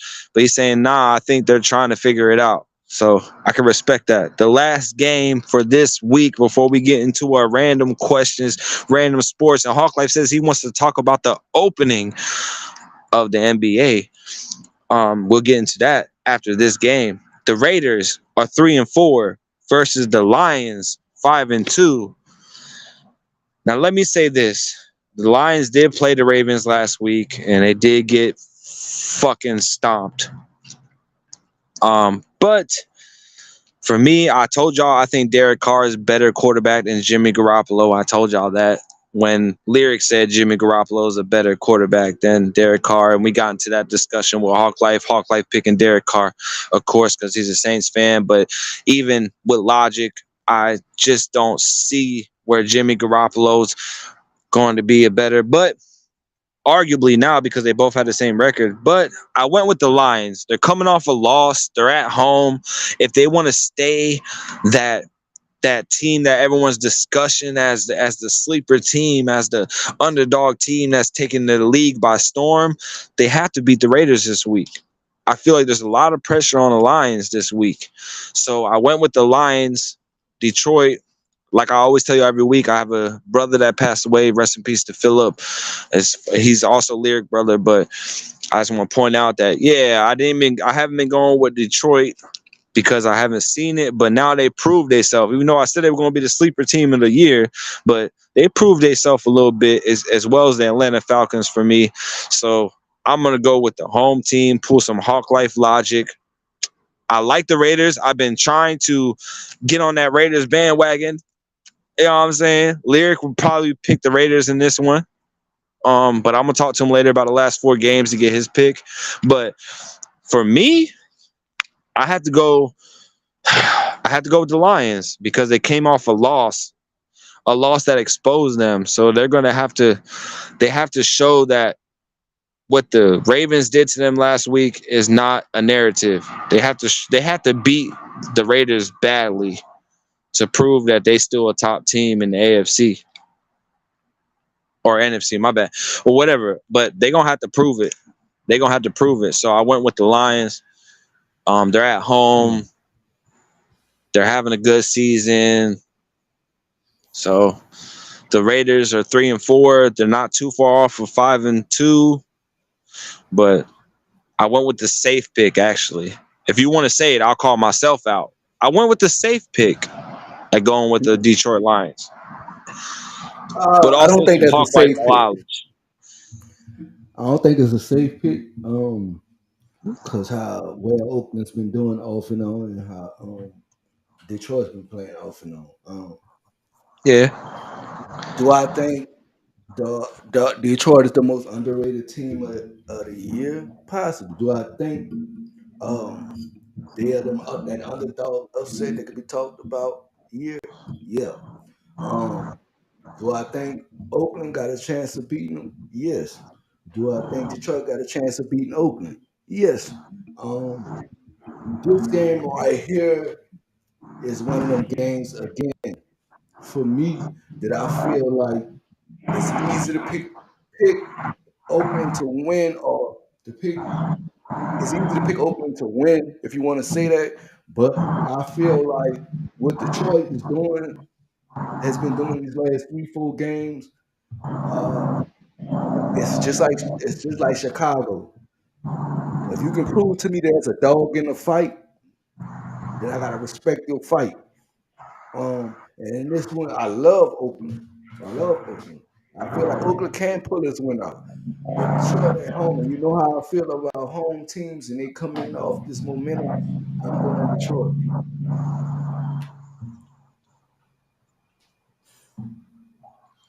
Well, to Detroit for piggyback the before you dub. make a decision, I feel like both of these teams got a bad defense. To me, coming off of last week, it's not, and they both got wide receivers that they can lean on respectfully with Amare St. Brown, and of course the Raiders got fucking Devontae Adams, of course. You know what I'm saying? So this is an honorable mention for me. If I'm gonna pull a Hawk Life and there's an honorable mention for that game of the week, yes, this is an honorable mention. This is a tough game where, to Hawk Life's point, I can't really argue with you if you pick the Raiders.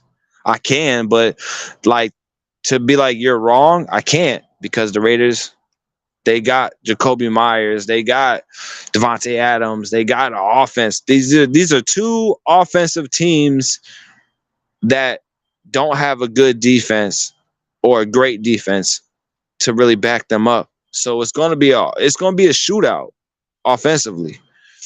So the reason why I said the Yeah, Lions is a safe pick is because they're at home and they got a better record. You know what I mean? So a safe pick that makes this sense. week, yeah, the Lions. But to Hawk Life's point, the Raiders ain't no slouch. They're not a team that you can just say in full 100% confidence the Lions gonna beat them, especially after that Ravens game last week. You can't you can't say, like, because no offense to the Ravens, but Devontae Adams is a better wide receiver than anybody on the Ravens wide receiver. Odell Beckham, Zay Flowers, Nelson Aguilar. He's a better wide receiver. So they're going to have trouble trying to hold him. And they had trouble trying to hold Baltimore. So I can see where Hawk Life's going. He hasn't gave his pick yet. He didn't say who he got winning. But I was just I going into did. a little I bit. said Detroit. I Oh, gave it to Detroit. Detroit. I went with Oh, the okay. home team, but I wouldn't be surprised if Oakland win. That was my point. Me either. Dead facts. Dead facts. Me either. I wouldn't be surprised if Oakland won. But we both went with Detroit. Um, I want to go over the last 4 games just for when I rewatch this. We know we both had the Chiefs beating the Broncos. I think we both had the Ravens beating the Cardinals. I picked the Chargers. I think you picked the Bears, right? You picked the Bears. And then we both picked the Lions. So that's just off of that. But now we getting into what we should have did in the beginning. Y'all probably been waiting for this right here, because we come with some off the wall questions. We come with some different shit. But I'm gonna let Hawk Life take the floor. He wants to talk NBA, and I'm actually curious on what questions he want. Is he talking about who's gonna win the finals? Is he talking about, you know what I mean, what teams are going to be top teams? We don't know, but we're going to open the floor to my man Hawk Life, the leader of this motherfucking platform, the creator, the originator of this platform, Battle Rap Kingdom. I'm going to let him take the floor, and he can start the questions for our little second half of tonight. Oh my God. What we do know is that the NBA season has kicked off. It's getting ready. Well, it's kicked off. Um, my question, the most, I would say, first and foremost, before I get into what I want to get into, I first want to congratulate Iguodala on his retirement. First ballot Hall of Fame. Anybody that say different is just sucking dick at this point. This man got 4 rings. What the fuck you mean he's not a Hall of Famer? I've been arguing with people on Twitter about that, so that's why I'm so emotional about that. Chief will be back in a second. That's why I'm so emotional about that shit. Because I'm like, how the fuck you say this man in the first ballot Hall of Fame when this man got 4 fucking rings. 15-year, 16-year career. You know what I'm saying? What? But anyhow, okay, there you.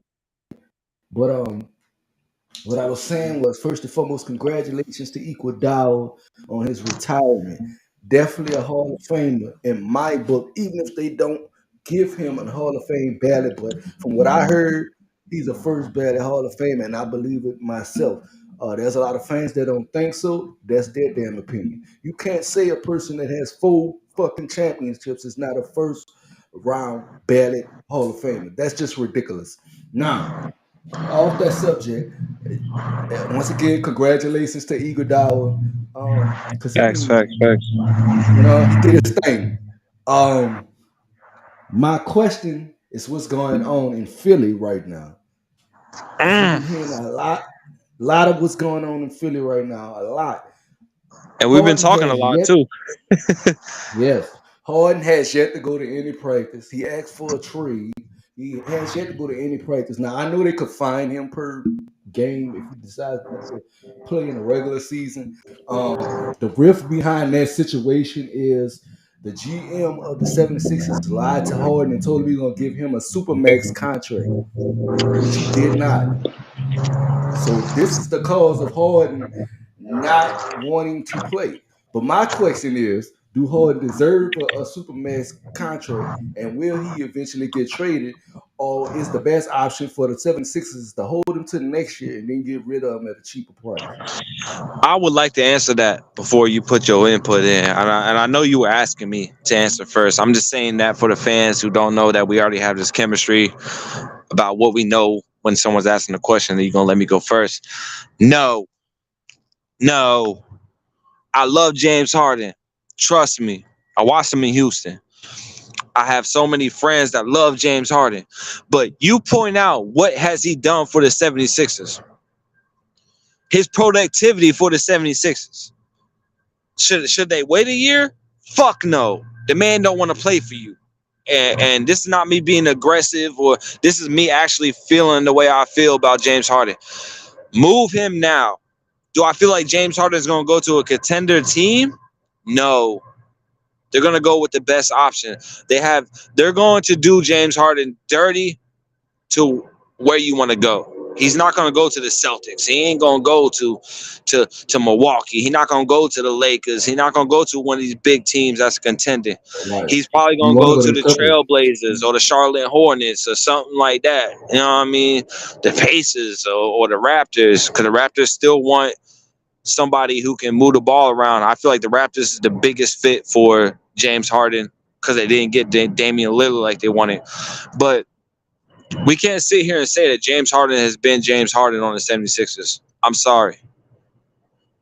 To his productivity and maybe some games you can point out to where like James Harden was James Harden, but you through the whole season, no. James Harden, this is his worst couple years with the 76ers, man. Like, he wasn't the second best player on that team for me. And you can take that as a hot take or a hot seat. But for me, no. I feel like, to your point, Hawk Life, to your question, no, he shouldn't have got a max contract. That's you putting into somebody that you don't know is going to perform to the expectations that you want.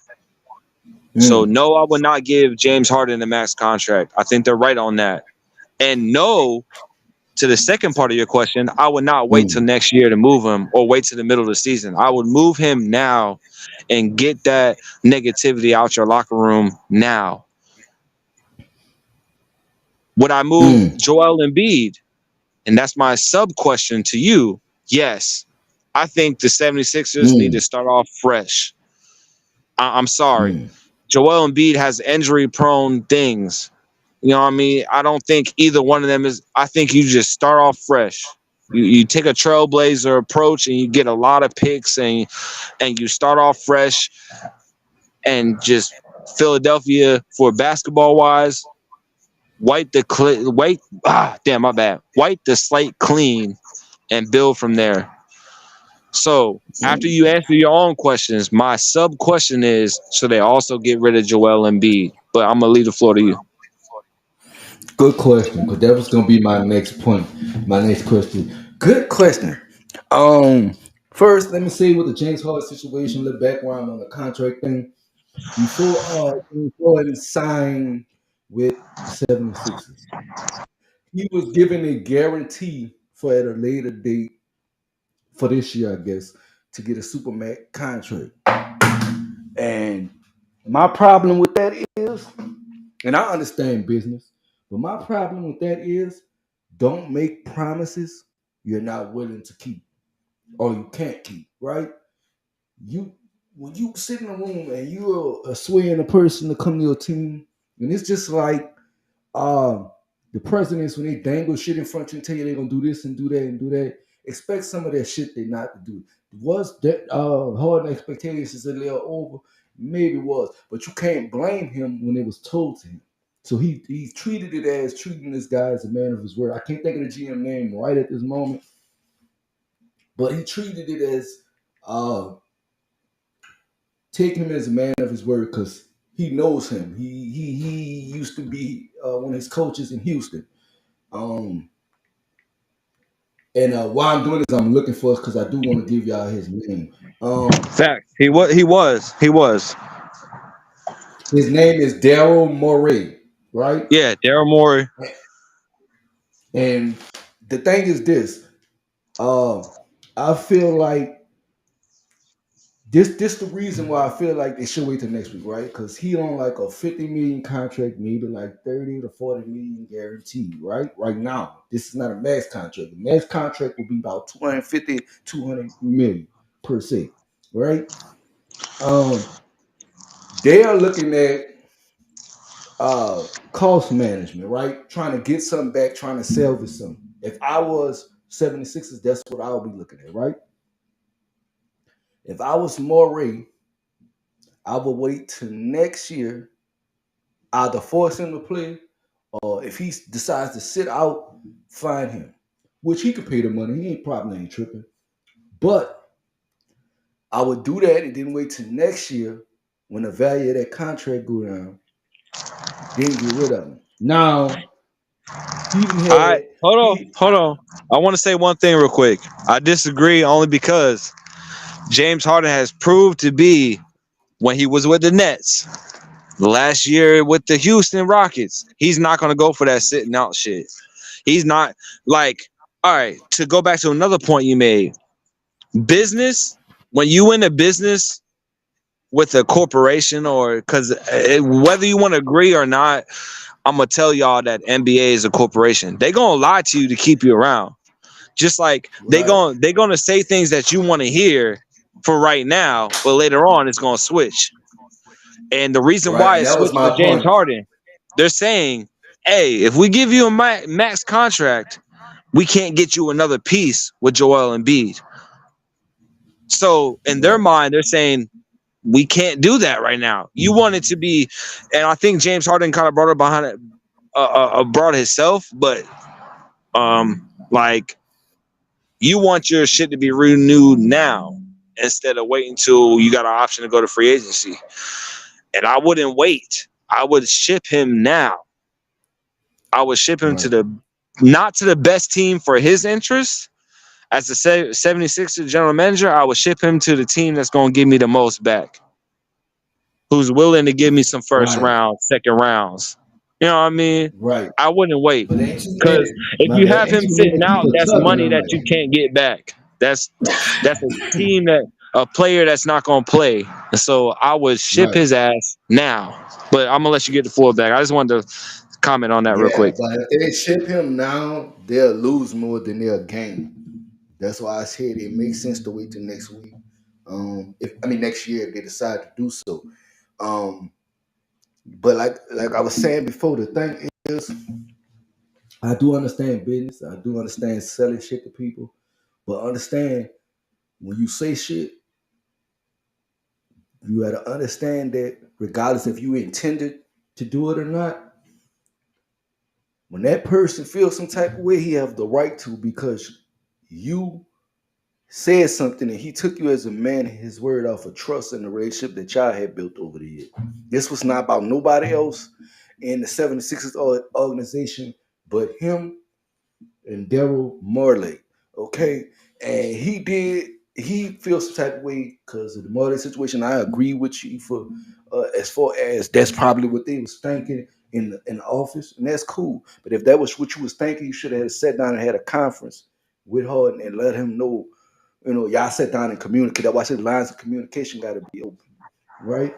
And right now, it's really not. It's like James Harden really wants out of there at all costs.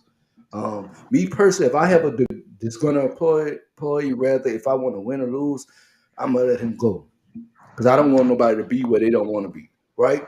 That's Exactly. me. But they looking at it from their bottom line. Well, to When your it comes to point, business and rich motherfuckers, they worrying about the money. They're not worrying about what the not player even wants. that. To your point, who's to say that they haven't had that conversation with James Harden? And James Harden's on that high horse where he's like, I'm a max player. I don't You think know they what I'm saying? did, and I said I don't think they did, and I say that because even Stephen A. confirmed that Morley lied to James Harden. So there was no follow up after that. Yeah, but I And will rebuttal with this, like it's a rap battle. I will rebuttal with this.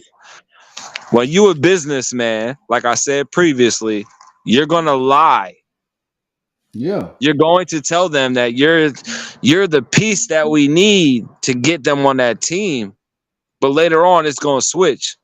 Can you fault the manager, the general manager, the team owner, the coach for feeding you this, and then you didn't product the way they wanted you to? So it's still kind of, for me, it falls back on James Harden because you didn't give them enough to be like, yeah, he did what we wanted him to do, but he hasn't. right. Now that could fall back to I coaching understand because, that, but you guaranteed him that money. So once yeah, you put the guarantee on the table, it doesn't matter. You guaranteed him that money. It's like, and the thing about him, what he should have did, had it in writing. But he did guarantee him that money. So it but wasn't, oh, you have words, to do this for me to give you this. It was, I'm going when to it give comes you to a that max level, contract. yeah, when it comes to that level, it has to be in a contract. Verbal don't mean Right. shit. This ain't like how normal people will be like, we had a verbal contract for $50 and you can prove it in court. That shit ain't gonna fly with corporations, and because every sports entertainment, anything dealing with actual sports, NFL, hockey, Major League Baseball, fucking soccer, it don't pertain to verbal contracts. It has to be in a contract. So I can see where you're coming from. But my next point that I was gonna make is I feel like the 76ers could still win this, leaving him now, because the next team that they make negotiations with, they can actually tell the next team, if you're not going to take some of this contract burden, let's say for example, 50 million is the negative for 76ers, they move him this offseason. If they can talk to the next team and be like, look, if you want James Harden, you got to come up with half of that money with us. So you got to take a loss to get That's James usually Harden. how. That's Yeah, usually how it so I can works. still see The other them team has winning to and pick up, moving him early. Is my right? point. I can still But see them. but They're still going to take a loss. it To got to your be a point, team. yes, they're going to take a loss. But It got to be a team willing to take it. also, to your point, he don't want to be there. So, like you said, I'd rather move him now than to keep somebody who don't want to be here that's not going to be given 100%. Well, I'll Right. take that back because But why James is Harden another might give team? 100% to show that he's worth it to somebody else, but it's one of Right. those But why tricky would questions. You he came up might with a go great over there? question. Right. He might go over there and do the same shit. He has a habit of doing this the last 3 years. Going to a team and then asking for And let me he tell you doing why. he got Ben Simmons complex right now. No, it's not even that. He's got, I'm not the number one. Because after he left Houston, all he did in Houston that was great, he was the number one player. And we can agree on this. Does these problems come from James Harden? Or we can or we can't. But He left Houston as the number one player. He went to the Nets as the second player. Whether he's behind Kyrie or KD, you can make that argument. He goes to the 76ers where he's not the number one player. Embiid is. So do you feel like it's because he's not number one? No. That's why his But I feel- his productivity went down. Kyrie didn't play in Brooklyn. He's not number one, so he's gonna have those. No, You know what I I'm don't saying? think it's that.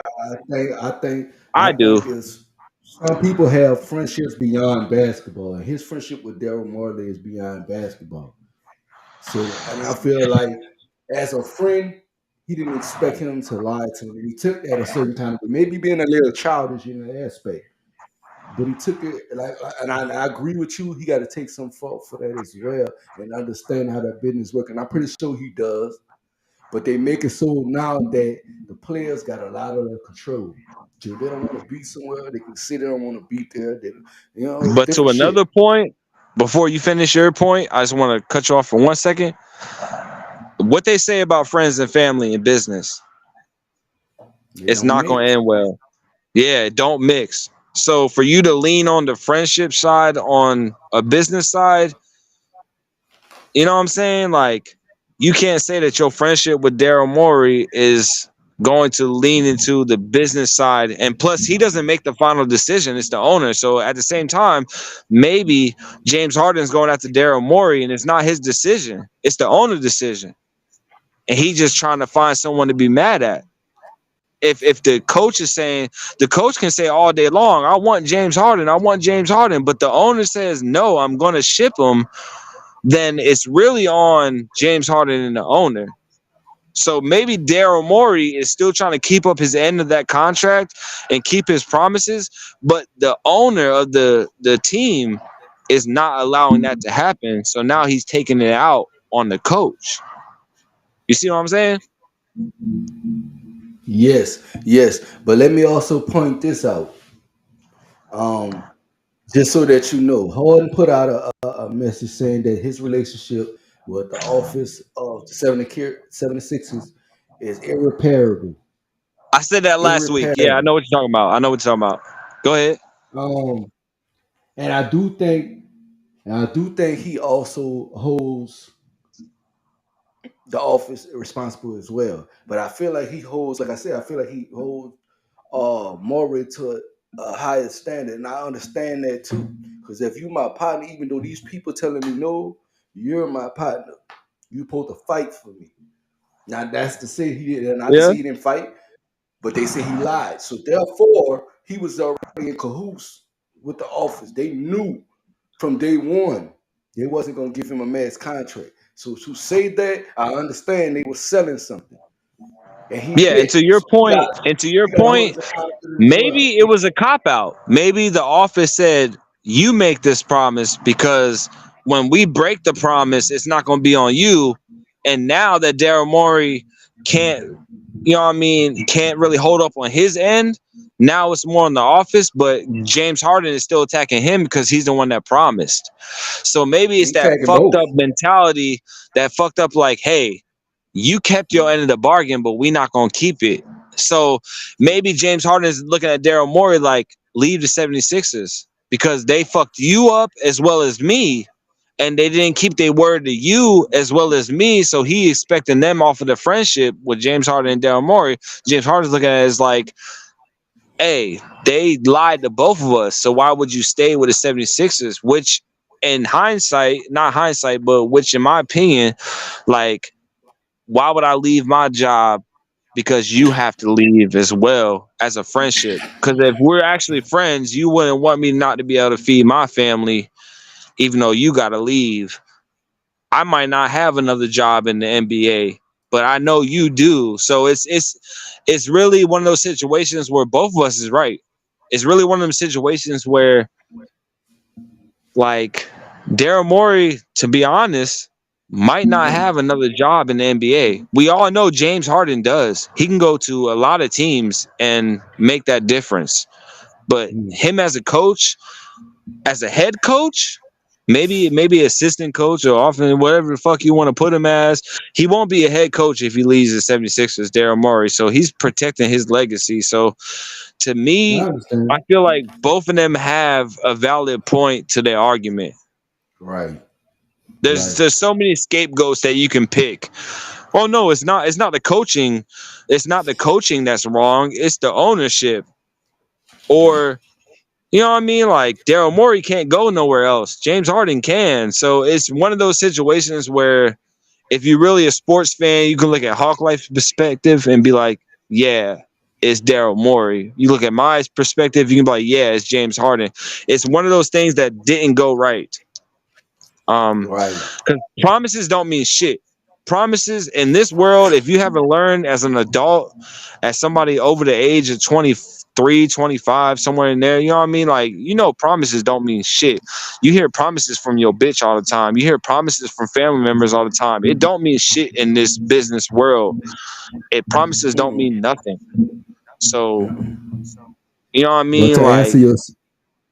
But to answer your second question, not to cut you up, to answer your second question. The Joel Embiid. Okay, yeah, I'm ready for that. Joel Embiid question. This also been a hot topic that should Philly get rid of Joel Embiid. Joel Embiid been a franchise player for a while now. If they want to go into a rebuild, fine. But if you want to show your loyalty, keep him. Put some weapons around him that can work for him. It got to make sense if you keep him. If it don't make sense, then don't keep him. Now, like I said, they might need a rebuild. So getting rid of him might be the right thing to do. But I doubt if they get rid of both of them at the same time. Yeah. Because the ticket sales. Yeah. Right. Because they need a superstar there to sell tickets. But my question was, what would you do? In this situation, what would I do? I would keep Embiid for now.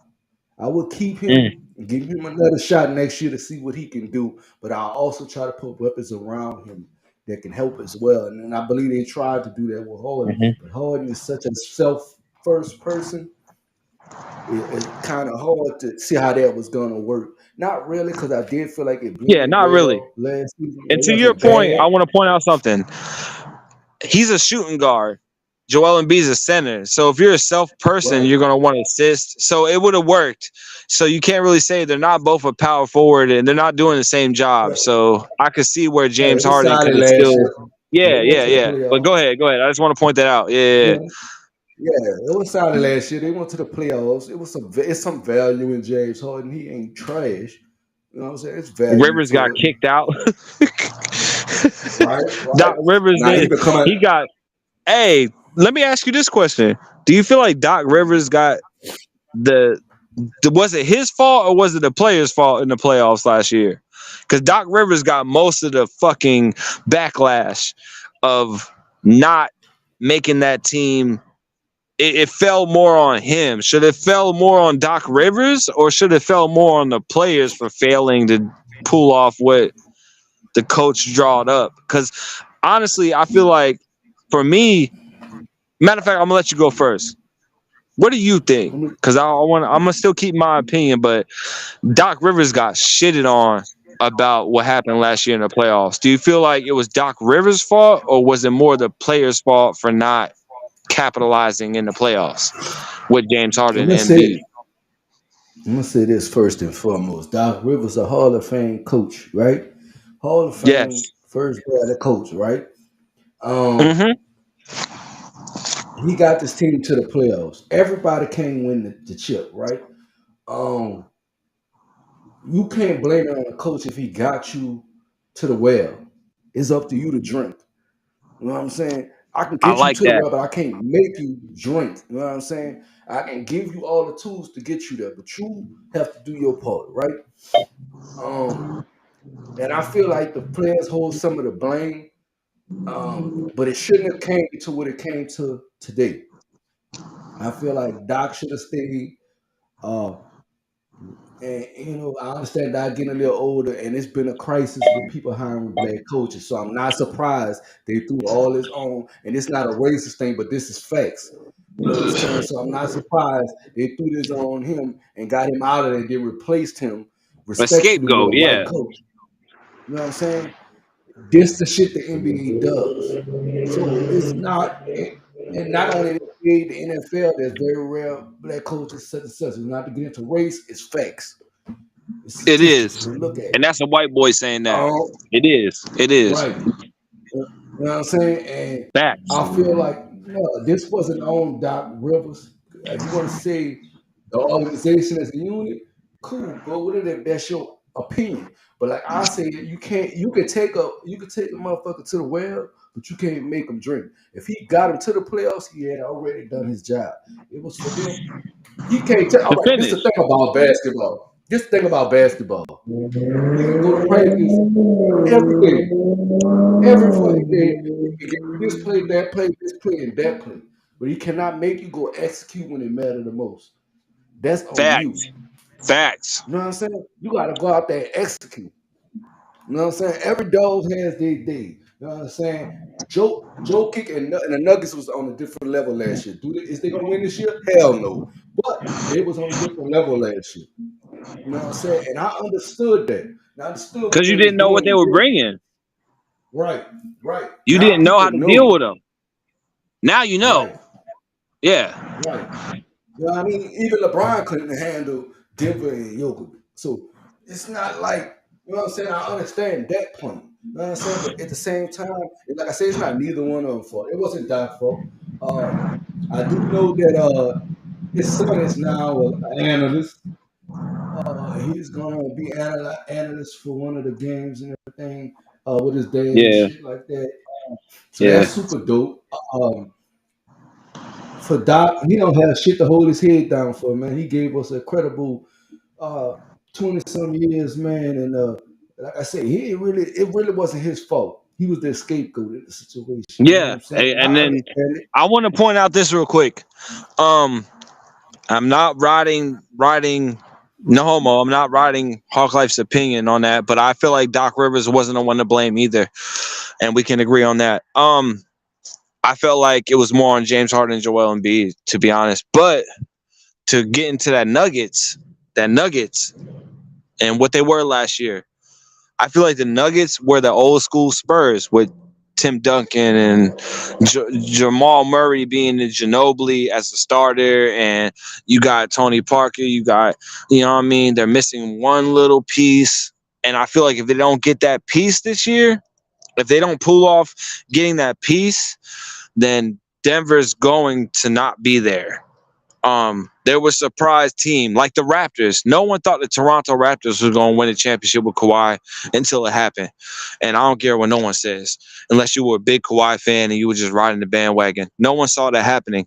But it's kind of like how the Toronto Raptors won that championship. It was like you didn't know how to deal with them but now that you see all year long and you're watching film and you can see, hey, we know how to stop Jokic. We just got to make sure that we double him. That's it. Let Jamal Murray do his thing, but let Jokic not be it all becomes down to, for the Denver Nuggets, it's down to what Jokic can do. If you really watch the games last year, Jokic is the one who makes that team. He's the heartbeat of that team. So I agree with Hawk Life. Nah, this year's gonna be difficult unless you get another piece that we can't really figure out how you're gonna mesh together. They would have to get another piece, the Denver Nuggets, which I don't think they are, because they're feeling confident, like, let's just keep our team. And I feel like that's, especially with Dame Lillard going to the Bucks and the Lakers doing what they doing, and Miami trying to pick up somebody, and let's not forget the Celtics picked up old buddy from the Trailblazer trade. Like, come on, you know what I mean? Like, I don't think Denver's still going to get in the playoffs this year. They're still going to go deep in the playoff. But I feel like, to me, the Celtics are going to be one of those teams to watch out for this year. So if I can get into another question, my question, who's the NBA champions this year? Before the season even starts, who do you got taking it there? And we haven't even got done with trade. We're Don't gonna put wait me in the to give a goddamn pick. hot This is seat. just an opinion for right now. For right now, who you got? Don't get Like top five don't put teams me in that the are hot gonna give. seat. No, it's not a Top hot seat. five. We're not putting you in the hot seat until the season actually starts. Regular season actually starts. But right now, who's your top five teams that could be in that conversation as NBA champions this year? Boston, Agreed. the Lakers. If Definitely agreed. if if they can punch and be consistent like they Healthy. was last year, but a little bit more better and a little bit more healthy. Yes. Yeah. Um, Yeah. this one gonna surprise people, and they can call me biased if you like. But for the record, I do not go to Pelicans games, so you can call me biased if you want. But New Orleans, Go and ahead. I'm gonna say this, and I say this as a sleeper I want to team. comment after this, but go ahead. I'm gonna say what I said the Pelicans. I said the Pelicans because if Zion can stay healthy, the Pelicans have like at least a top 3 defense. You know what I'm saying? If Zion can stay healthy, McCollum do his thing, Ingram do his thing and have a season like he had last year, which he's always consistent, always have been since the Lakers. If we have that, because I also love what I love about the Saints. I'm sorry, the Pelicans is how they develop their players. They made Lonzo into the player that we got to see when he got to Chicago. Facts. You know what I'm saying?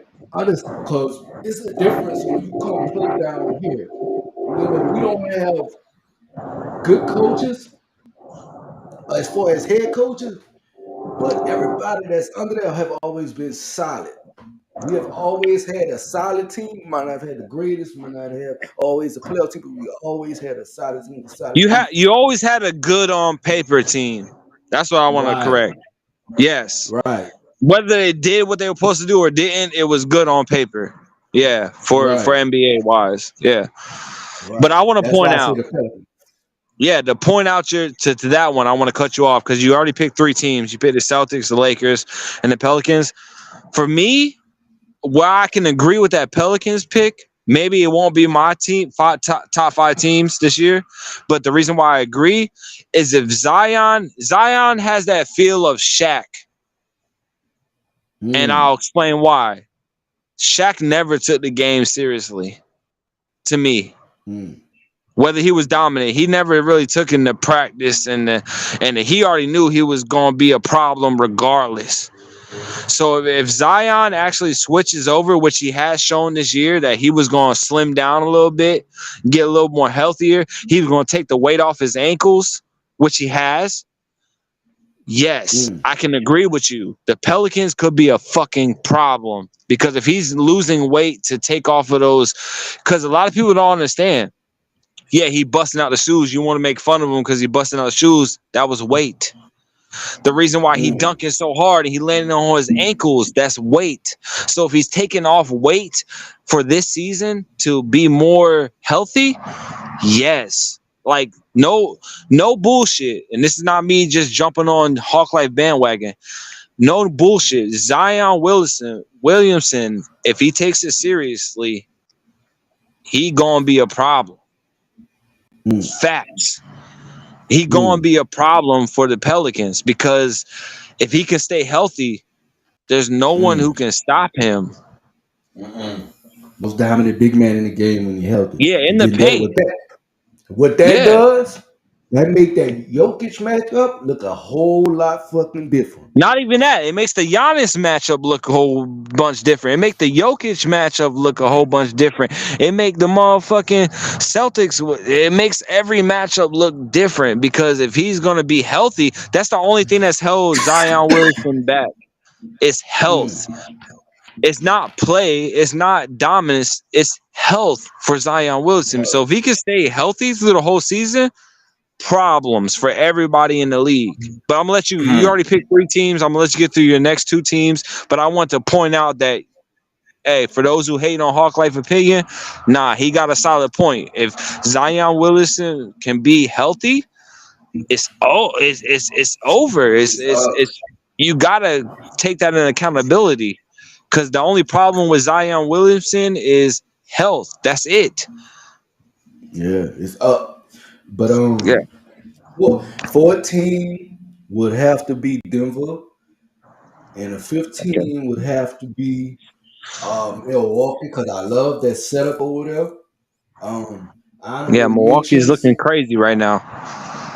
The honorable mentions is the Clippers. I was you Currency should have had went to a all them three-headed honorable camel. mentions because I'm gonna go in my top Just that 5. one. That was Yeah, just one Clippers. honorable mention because they do have building something over there. If the three-headed monster can work, they might be a threat. Okay, so I'm gonna let you go in my top 5. I'm a Go ahead. Lakers fan, so I'm gonna go with Lakers first and get that out the way. Not saying they're the number one team that's gonna be there. I'm gonna go with the Lakers. They're searching for that next that pick, and now it's kind of dwindled down because of Drew Holiday going to Celtics and Drew. You know what I mean? The Damian Lillard leaving, Kyrie didn't go to LA, and blah blah blah blah blah.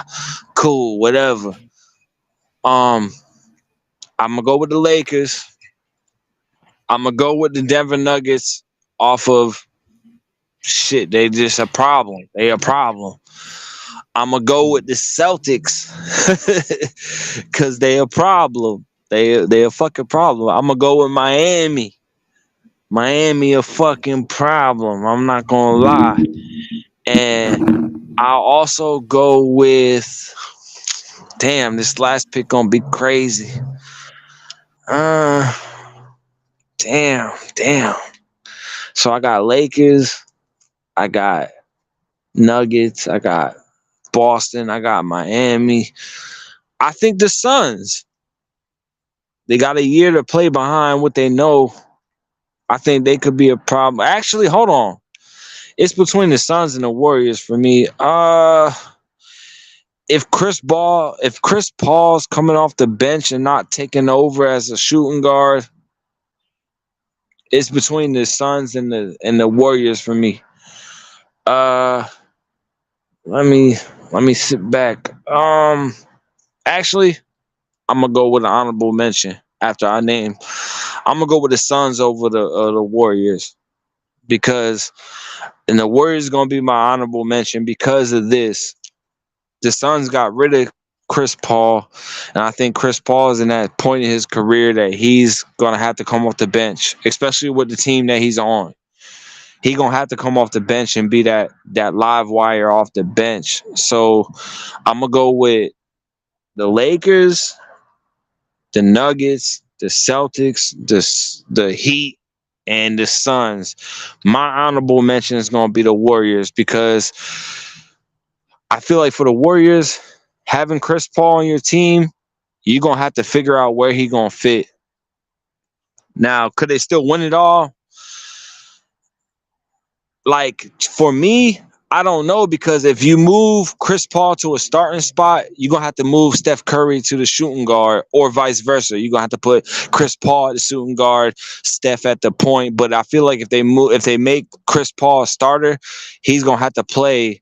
He definitely gonna have to play point guard for me, and Steph Curry is gonna have to be the new Klay Thompson, and Klay Thompson's going to have to move to small forward, which leaves Draymond at the power forward like he usually is, and then you're going to have to figure out who's going to be your center for that team. But I feel like that's a little much to figure out. If you agree with me, it's going to be a lot to figure out for the Warriors. That's why I put the Phoenix ahead of the Warriors because I feel like Golden State has a lot to figure out.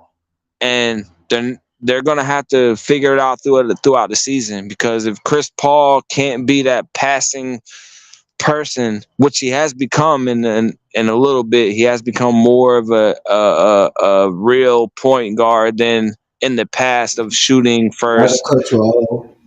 Nah, go ahead, cut me off. Go ahead.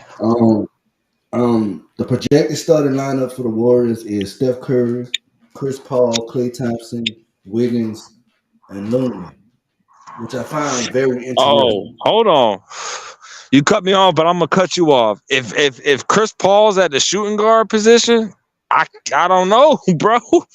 I don't know. I feel like Steph Curry is more of the shooting guard because he can hit the threes. So I'm glad I put the Phoenix over them because Yeah, I don't know if I can agree with that because you can got three Steph guards, Curry a make forward, a and a center. Yeah, that's kind of crazy. for me? This is the next question. Then for me, who's easier to be adjusted? Is it easier for Steph Curry to become a shooting guard or Chris Paul to become a shooting guard? And It's for me easier to for put Chris my Paul to input, become a shooter. yeah, that's what I was about to say. It's easier for Chris And Paul I to say that become. because he's a good passer. No, that's He all. don't No, mind I passing the disagree. ball. It's easier for Steph Curry to become a shooting guard because of Chris Paul knowing how to pass. Right. You I see what I'm see. saying? Because a point guard Yeah, is I a see. passing guard. So I'm gonna Mm-hmm. disagree because I feel like he can get and Steph Curry moves around a lot off of the ball movement. Off of ball movement, Steph Curry's the GOAT. He's always moving, Yeah. he's always doing his thing. So for you to put Chris Paul as the point guard to make those decisions would be better than Steph Curry. So I'm glad I went with Phoenix as my 15 Speaking because on I this don't game, know. funny, he said that the Suns and the Warriors, they actually playing right now. So it's funny he Oh, said that. word in the Yeah, preseason. the Suns, Oh, I know word. this piece, regular season, but it's Well, up hey, shit, the fuck it. Suns 10-5, Hey, yeah. what's the score right now? Where are we at in the game right ten now? Do five, you know? 10-5, 10-5 Phoenix. See, hey, if the Mm. Warriors put Chris Paul as the point guard, it might work. Only because we all know Steph Curry can hit those shots. He can get a Mm. two. He can still. The reason why I say that is because Chris Paul can pass it to him. He can still play the way he plays. He can take a two dribble, boom, boom, make a little move, hit a three, and still get that assist to Chris Paul. And the Warriors, I don't. Damn, I I still feel like Phoenix is the better team, but I feel like to my point, the Warriors got a little more to work with. They have to figure out what they're gonna do with Chris Paul. Um, to my next question, because I got one more big ass question.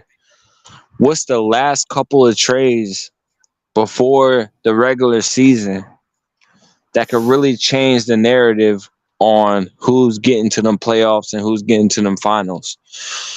Um, for me, For, okay. Joel Embiid is still kind of. I don't think it's gonna happen. I agree with you, Hawk Life. Even though last week I was like, they gotta move Joel Embiid too. I've been on that. They have to, but if they don't move James Harden, they keep Joel Embiid. I feel like they move James Harden, they gotta move Joel Embiid as too. But other than that, or even if you agree with that, what's some more trades that you would like to see in the NBA?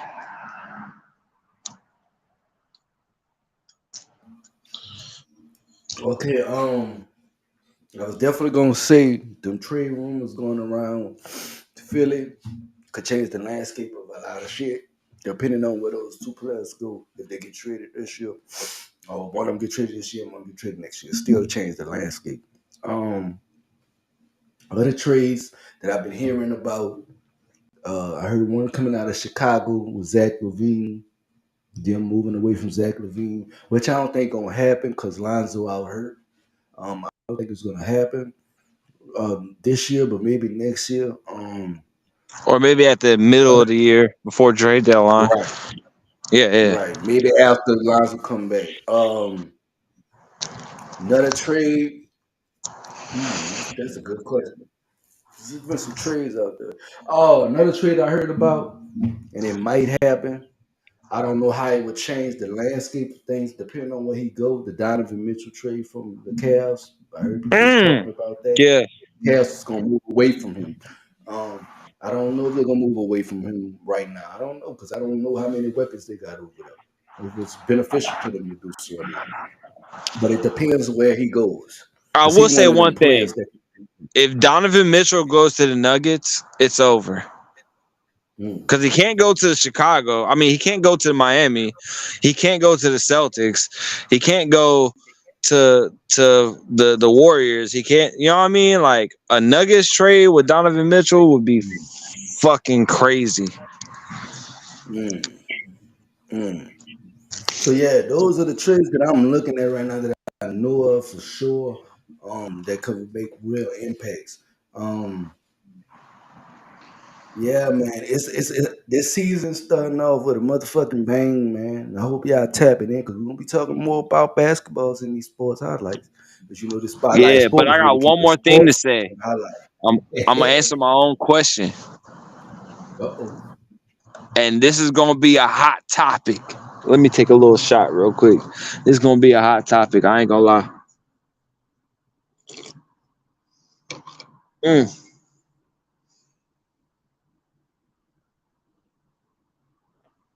And I say this topic because I had this topic on my mind all night. Do you feel like LaMelo Ball is getting the Damian Lillard treatment? Do you feel like if LaMelo Ball could get traded, it's kind of like Damian Lillard getting traded before? Because I feel like Damian Lillard got traded a little too late. Because he should have been traded 2-3 years ago. But I feel like if LaMelo Ball could get that trade now to a different team like the Heat. If LaMelo Ball went to the Heat, if LaMelo Ball went to the Nuggets, if LaMelo Ball went to the motherfucking Lakers, like, do you feel like, and this is the only reason why I bring it up because I know it's probably not going to be possible, but if LaMelo Ball gets traded to a team, do you feel like that's a Damian Lillard effect for the Bucks as well? You feel like he gonna make a compliment? Let me first say that you made a comment that said you don't think it's gonna happen. Let me first let you know right now it's not. And I'm only say that because one of the youngsters they already kicked off the team, and then they had another one. I think he got arrested for something. What's his name? That's why I said it's not gonna happen. But I feel like if it did now, but it will happen next year. I feel like if they go into like a rebuild, and it's not because he's not the best player on the court for sure, because he is the best player on the court for sure. For the Hornets, I feel like it's if they trying to, I just feel like it's if they trying to go in another direction, then they would trade him.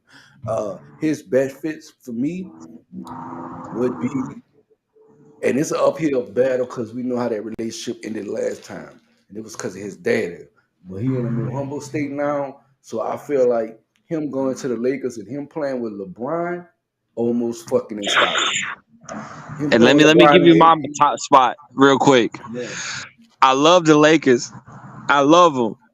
You already know. I love the Lakers, but Miami. If he went to Miami, God damn. Either one of those teams, really, you could argue who. But for me, Miami.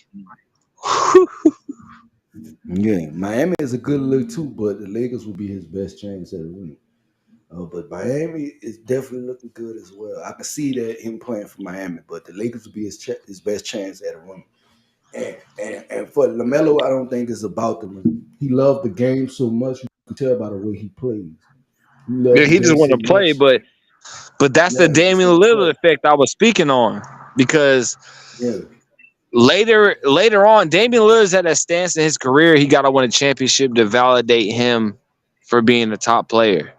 So if LaMelo goes to a contending team, he got to change that narrative now. Yeah, you doing good. You winning mad money.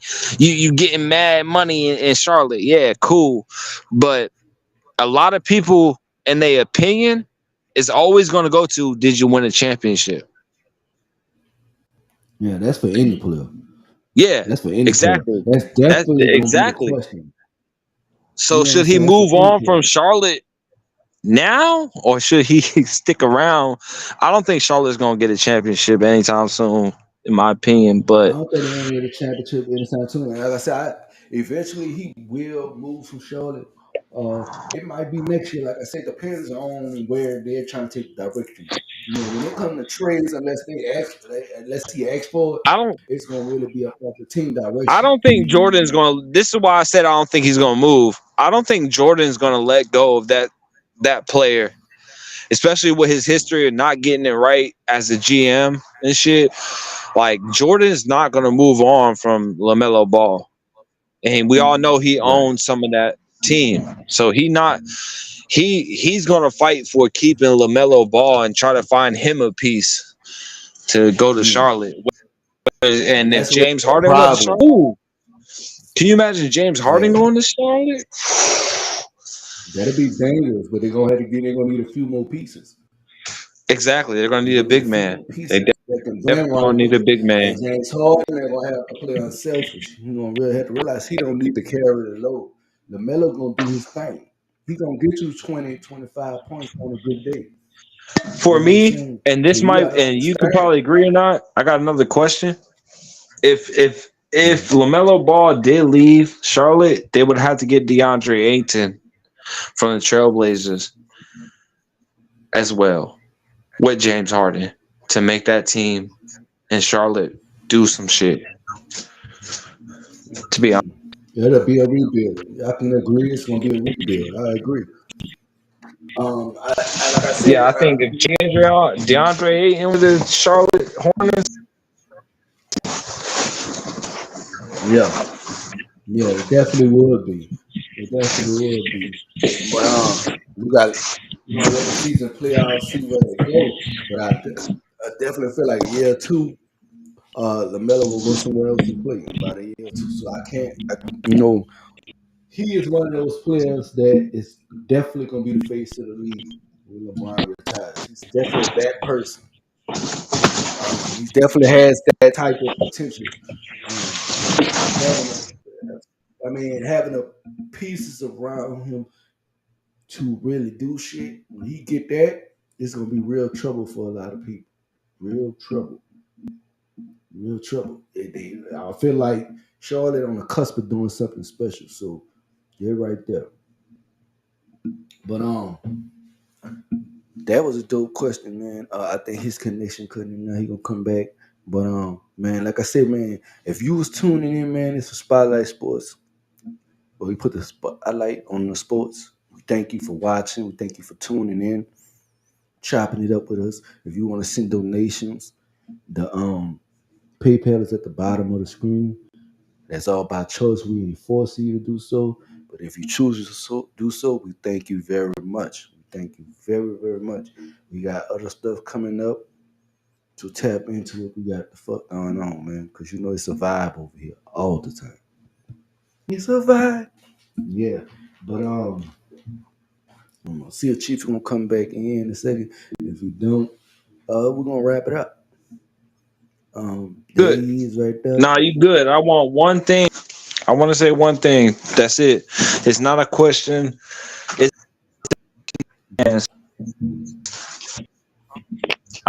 agreeing with what we question of the week. If y'all could get into inbox to Larry Lauer, Battle Rap Kingdom, or Chief of YZ, y'all could leave us what you think. They love to disagree, but they don't love to put their own question out there or what they feel like is going to happen. If y'all could leave us a message or even on the live, even after it's done, while you're rewatching it, leave a question like, I feel like this is going to happen or that's going to happen. We will address your question on Spotlight Sports. So I would love to hear some more feedback from the sports fans that love this show to give us a question that we should talk about. Because earlier, you know what I mean, we heard we seen a lot of the comments. Hey, give us a question that we should go over. You know what I mean? Give us something that we can feed off of. Or if you feel like you want to be on Spotlight Sports, you never know. We might invite you to come here and sit in a hot seat with us on live. So that's the only thing I have to leave this show off with. If you feel like you have better opinions, if you feel like you have better picks or you have better teams or better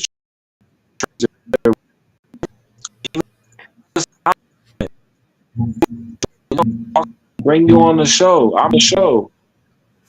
voice your will.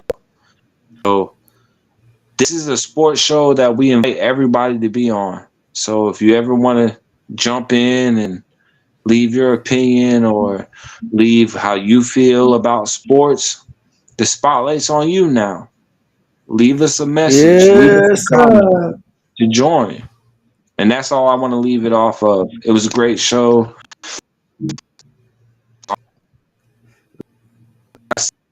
I had a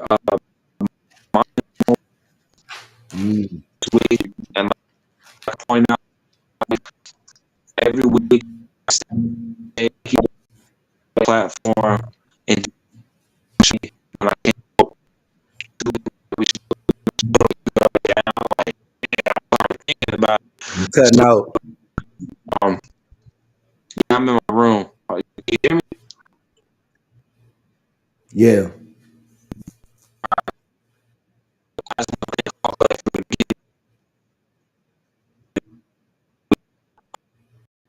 A lot of people deserve, whether it's rap or tap in or smoke Cutting session out or again. hold on. You can hear Can me. you hear me? Yeah. All right. Yeah. I want to give Hawk Life his flowers this week for allowing us to do what we do here. You know what I mean? Yes. Allowing us to do what we want to do and agreeing with the innovative things that we think of and shows that we come up with. And like, I just want to give Hawk Life his flowers. For this week, it's for Hawk Life. You know what I'm saying? For the Battle Rap Kingdom, for the tap in, for the chop it up, for the smoke session, Hawk Life deserves his flowers. I feel like a lot of people take him for granted and want to talk about how the show's not working or talk about how he's wrong, but y'all not here to voice your opinion.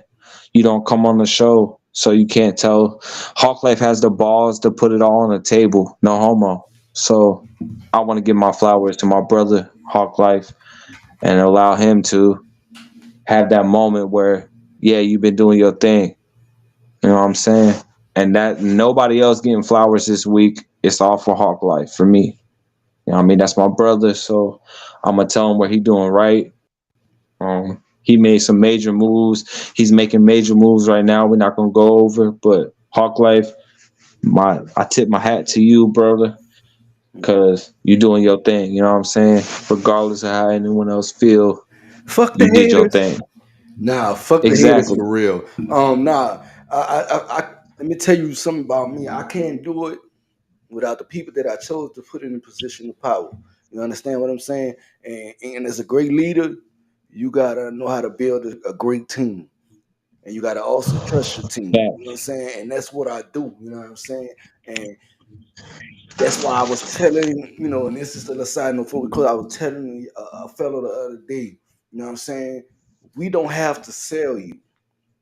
You know what I'm saying? It's either you want it or you don't. We don't have to sell you. You got to understand it is a Facts. privilege to be put on a platform as such as this. This is a rising platform that one day gonna be the it platform that everybody gonna want to jump on. I'm telling you now. I'm Not telling you only now. that, That motherfucker gonna be locked, not red only bolted, that, and it's gonna have some but screws. It's gonna be real fucking a hard. lot of hold on, let me pause you because I want to give you more affirmation. I want to give you more credit. For me, as the underground platform, and people always want to talk about I was there before, I was in the underground before mainstream.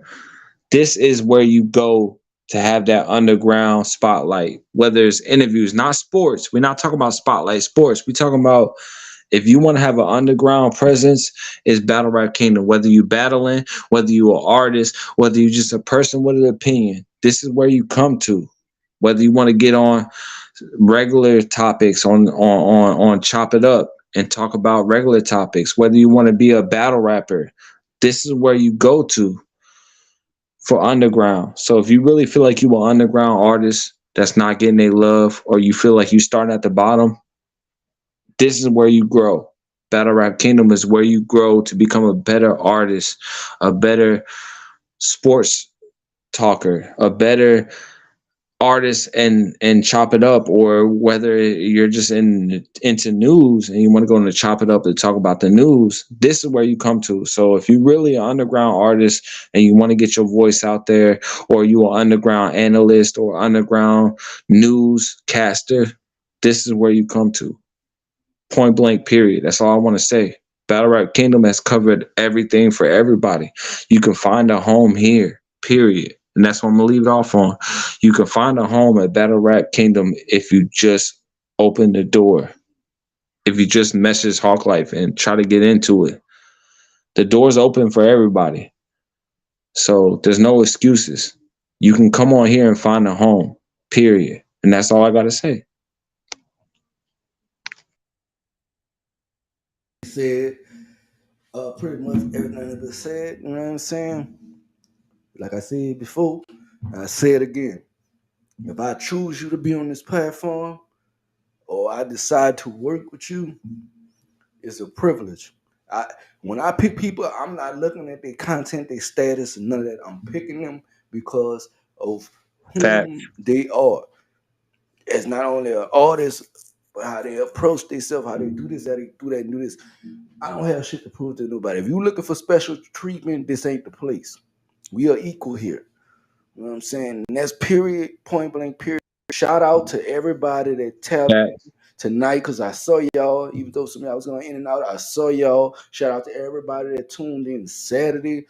I appreciate Chief for the accolades and the love and all that shit. You know what I'm saying? But I couldn't do it without Chief or Lyric. This 2 year strong type shit. I can't do it without Lyric, Chief or Freight Train. The people that you see that are still active today. Lyrical. Right, Lyrical. We still working on the website, but the website is finally up and ready. But it's still a few things I want to work in on the end. But y'all can still go check it out. Chop it up the podcast.com. Go check out the website. It's up now.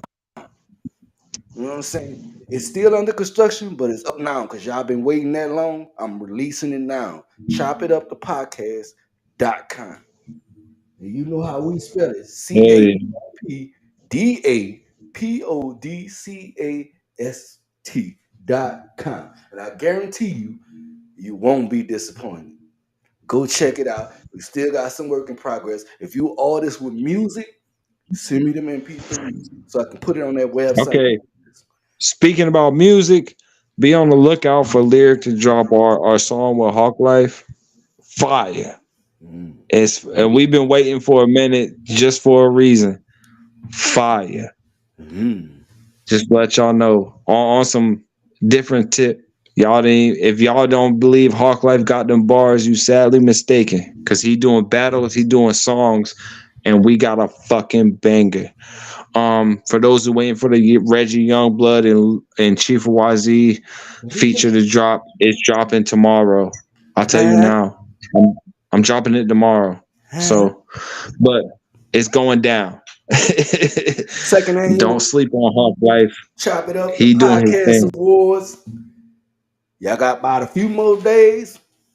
October 31st. Whatever content is in, and we going in the lab and locking this shit up and getting it ready. It's going down, man. Second annual Chop It Up the Podcast Awards. It's fucking going down. Stay tuned. I actually got something special I'm trying to get done for Halloween. Like I told you, I know I couldn't do the thing at Friday Music Festival enough artists to send their shit in. But I might have a listening party for y'all on Halloween. So stay tapped in. Shout out to and I want to mention K-Dub as well, because Bro been down, K-Dub Sally been down from day one. Hey, you know what's cracking. Yeah, I know what's cracking. I know what I got going. I know Hawk Life don't want to say it, but Halloween Smoke Signals is dropping. Ooh. So that's a K-Dub Solid and Loud Mob collab, and then maybe that's what he's talking about. But I want to point that out. Like, shout out to it's going down. Like I said, Hawk Life is featured on Loud Mob song, and it's dropping. Lyric already told me it's dropping. He in the moves to make that go where it's needed, where it needs to go. So y'all better tune in. That's all I gotta say.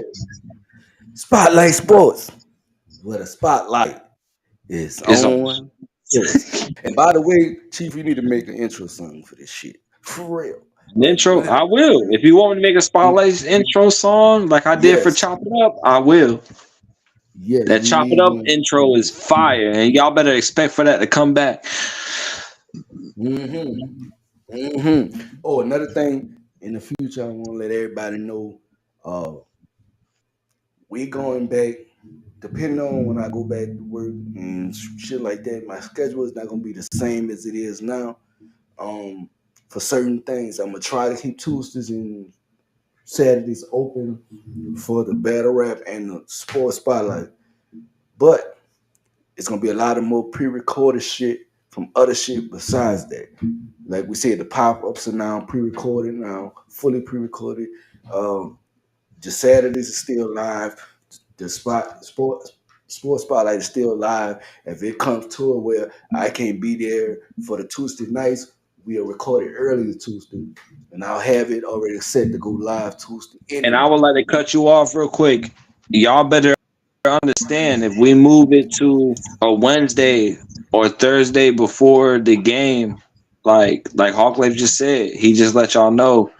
I would love to keep spotlights live.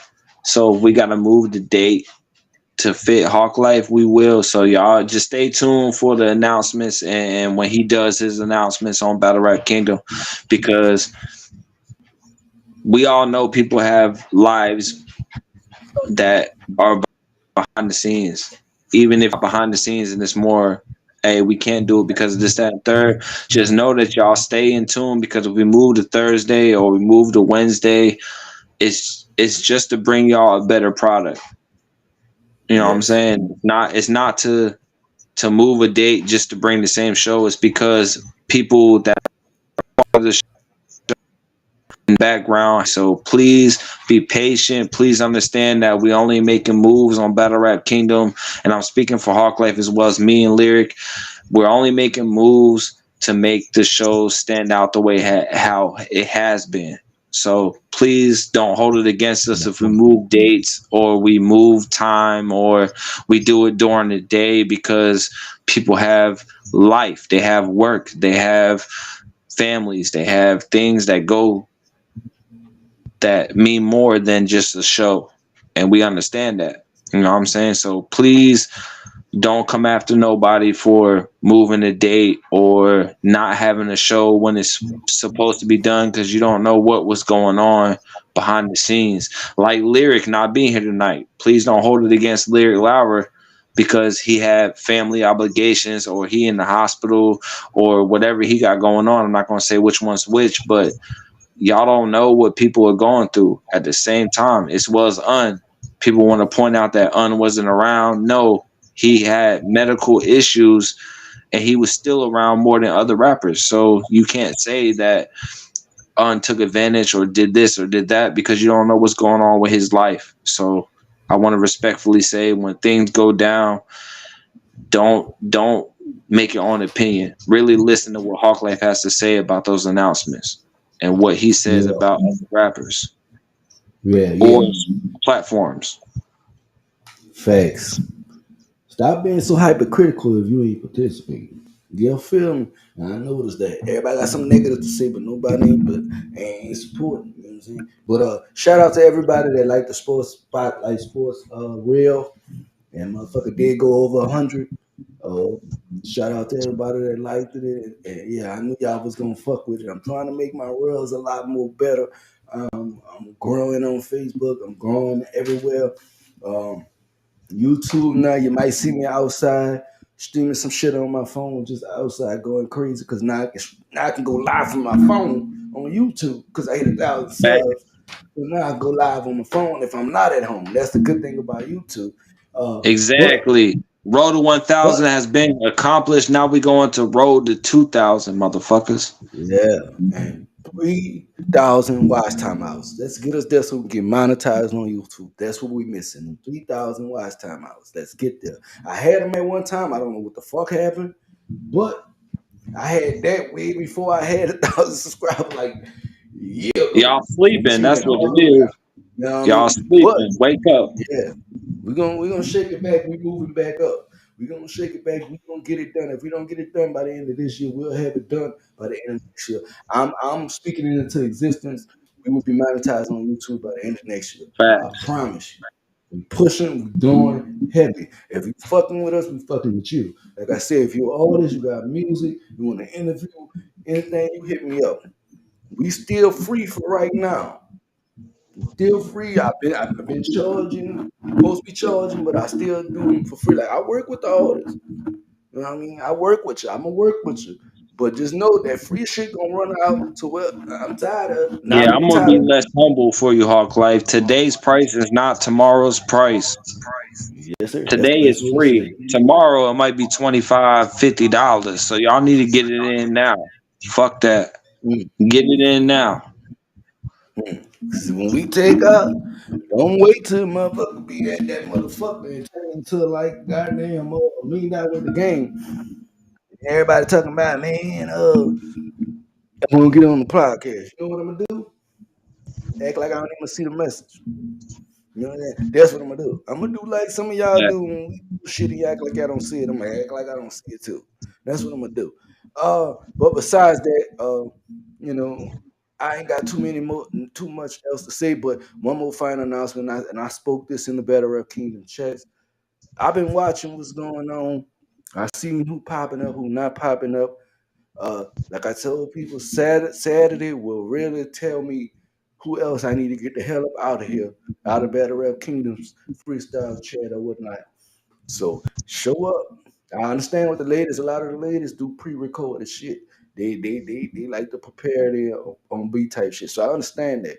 But I'm saying to the motherfuckers when you post shit and you can clearly see them there and they clearly don't click the links to join and shit like that. I ain't gonna point out no motherfucker's name because it don't make a difference. But I will say this one. Y'all saw me do a full cleanse this week. I got about 15, 20 motherfuckers up out of there. I'm not finished.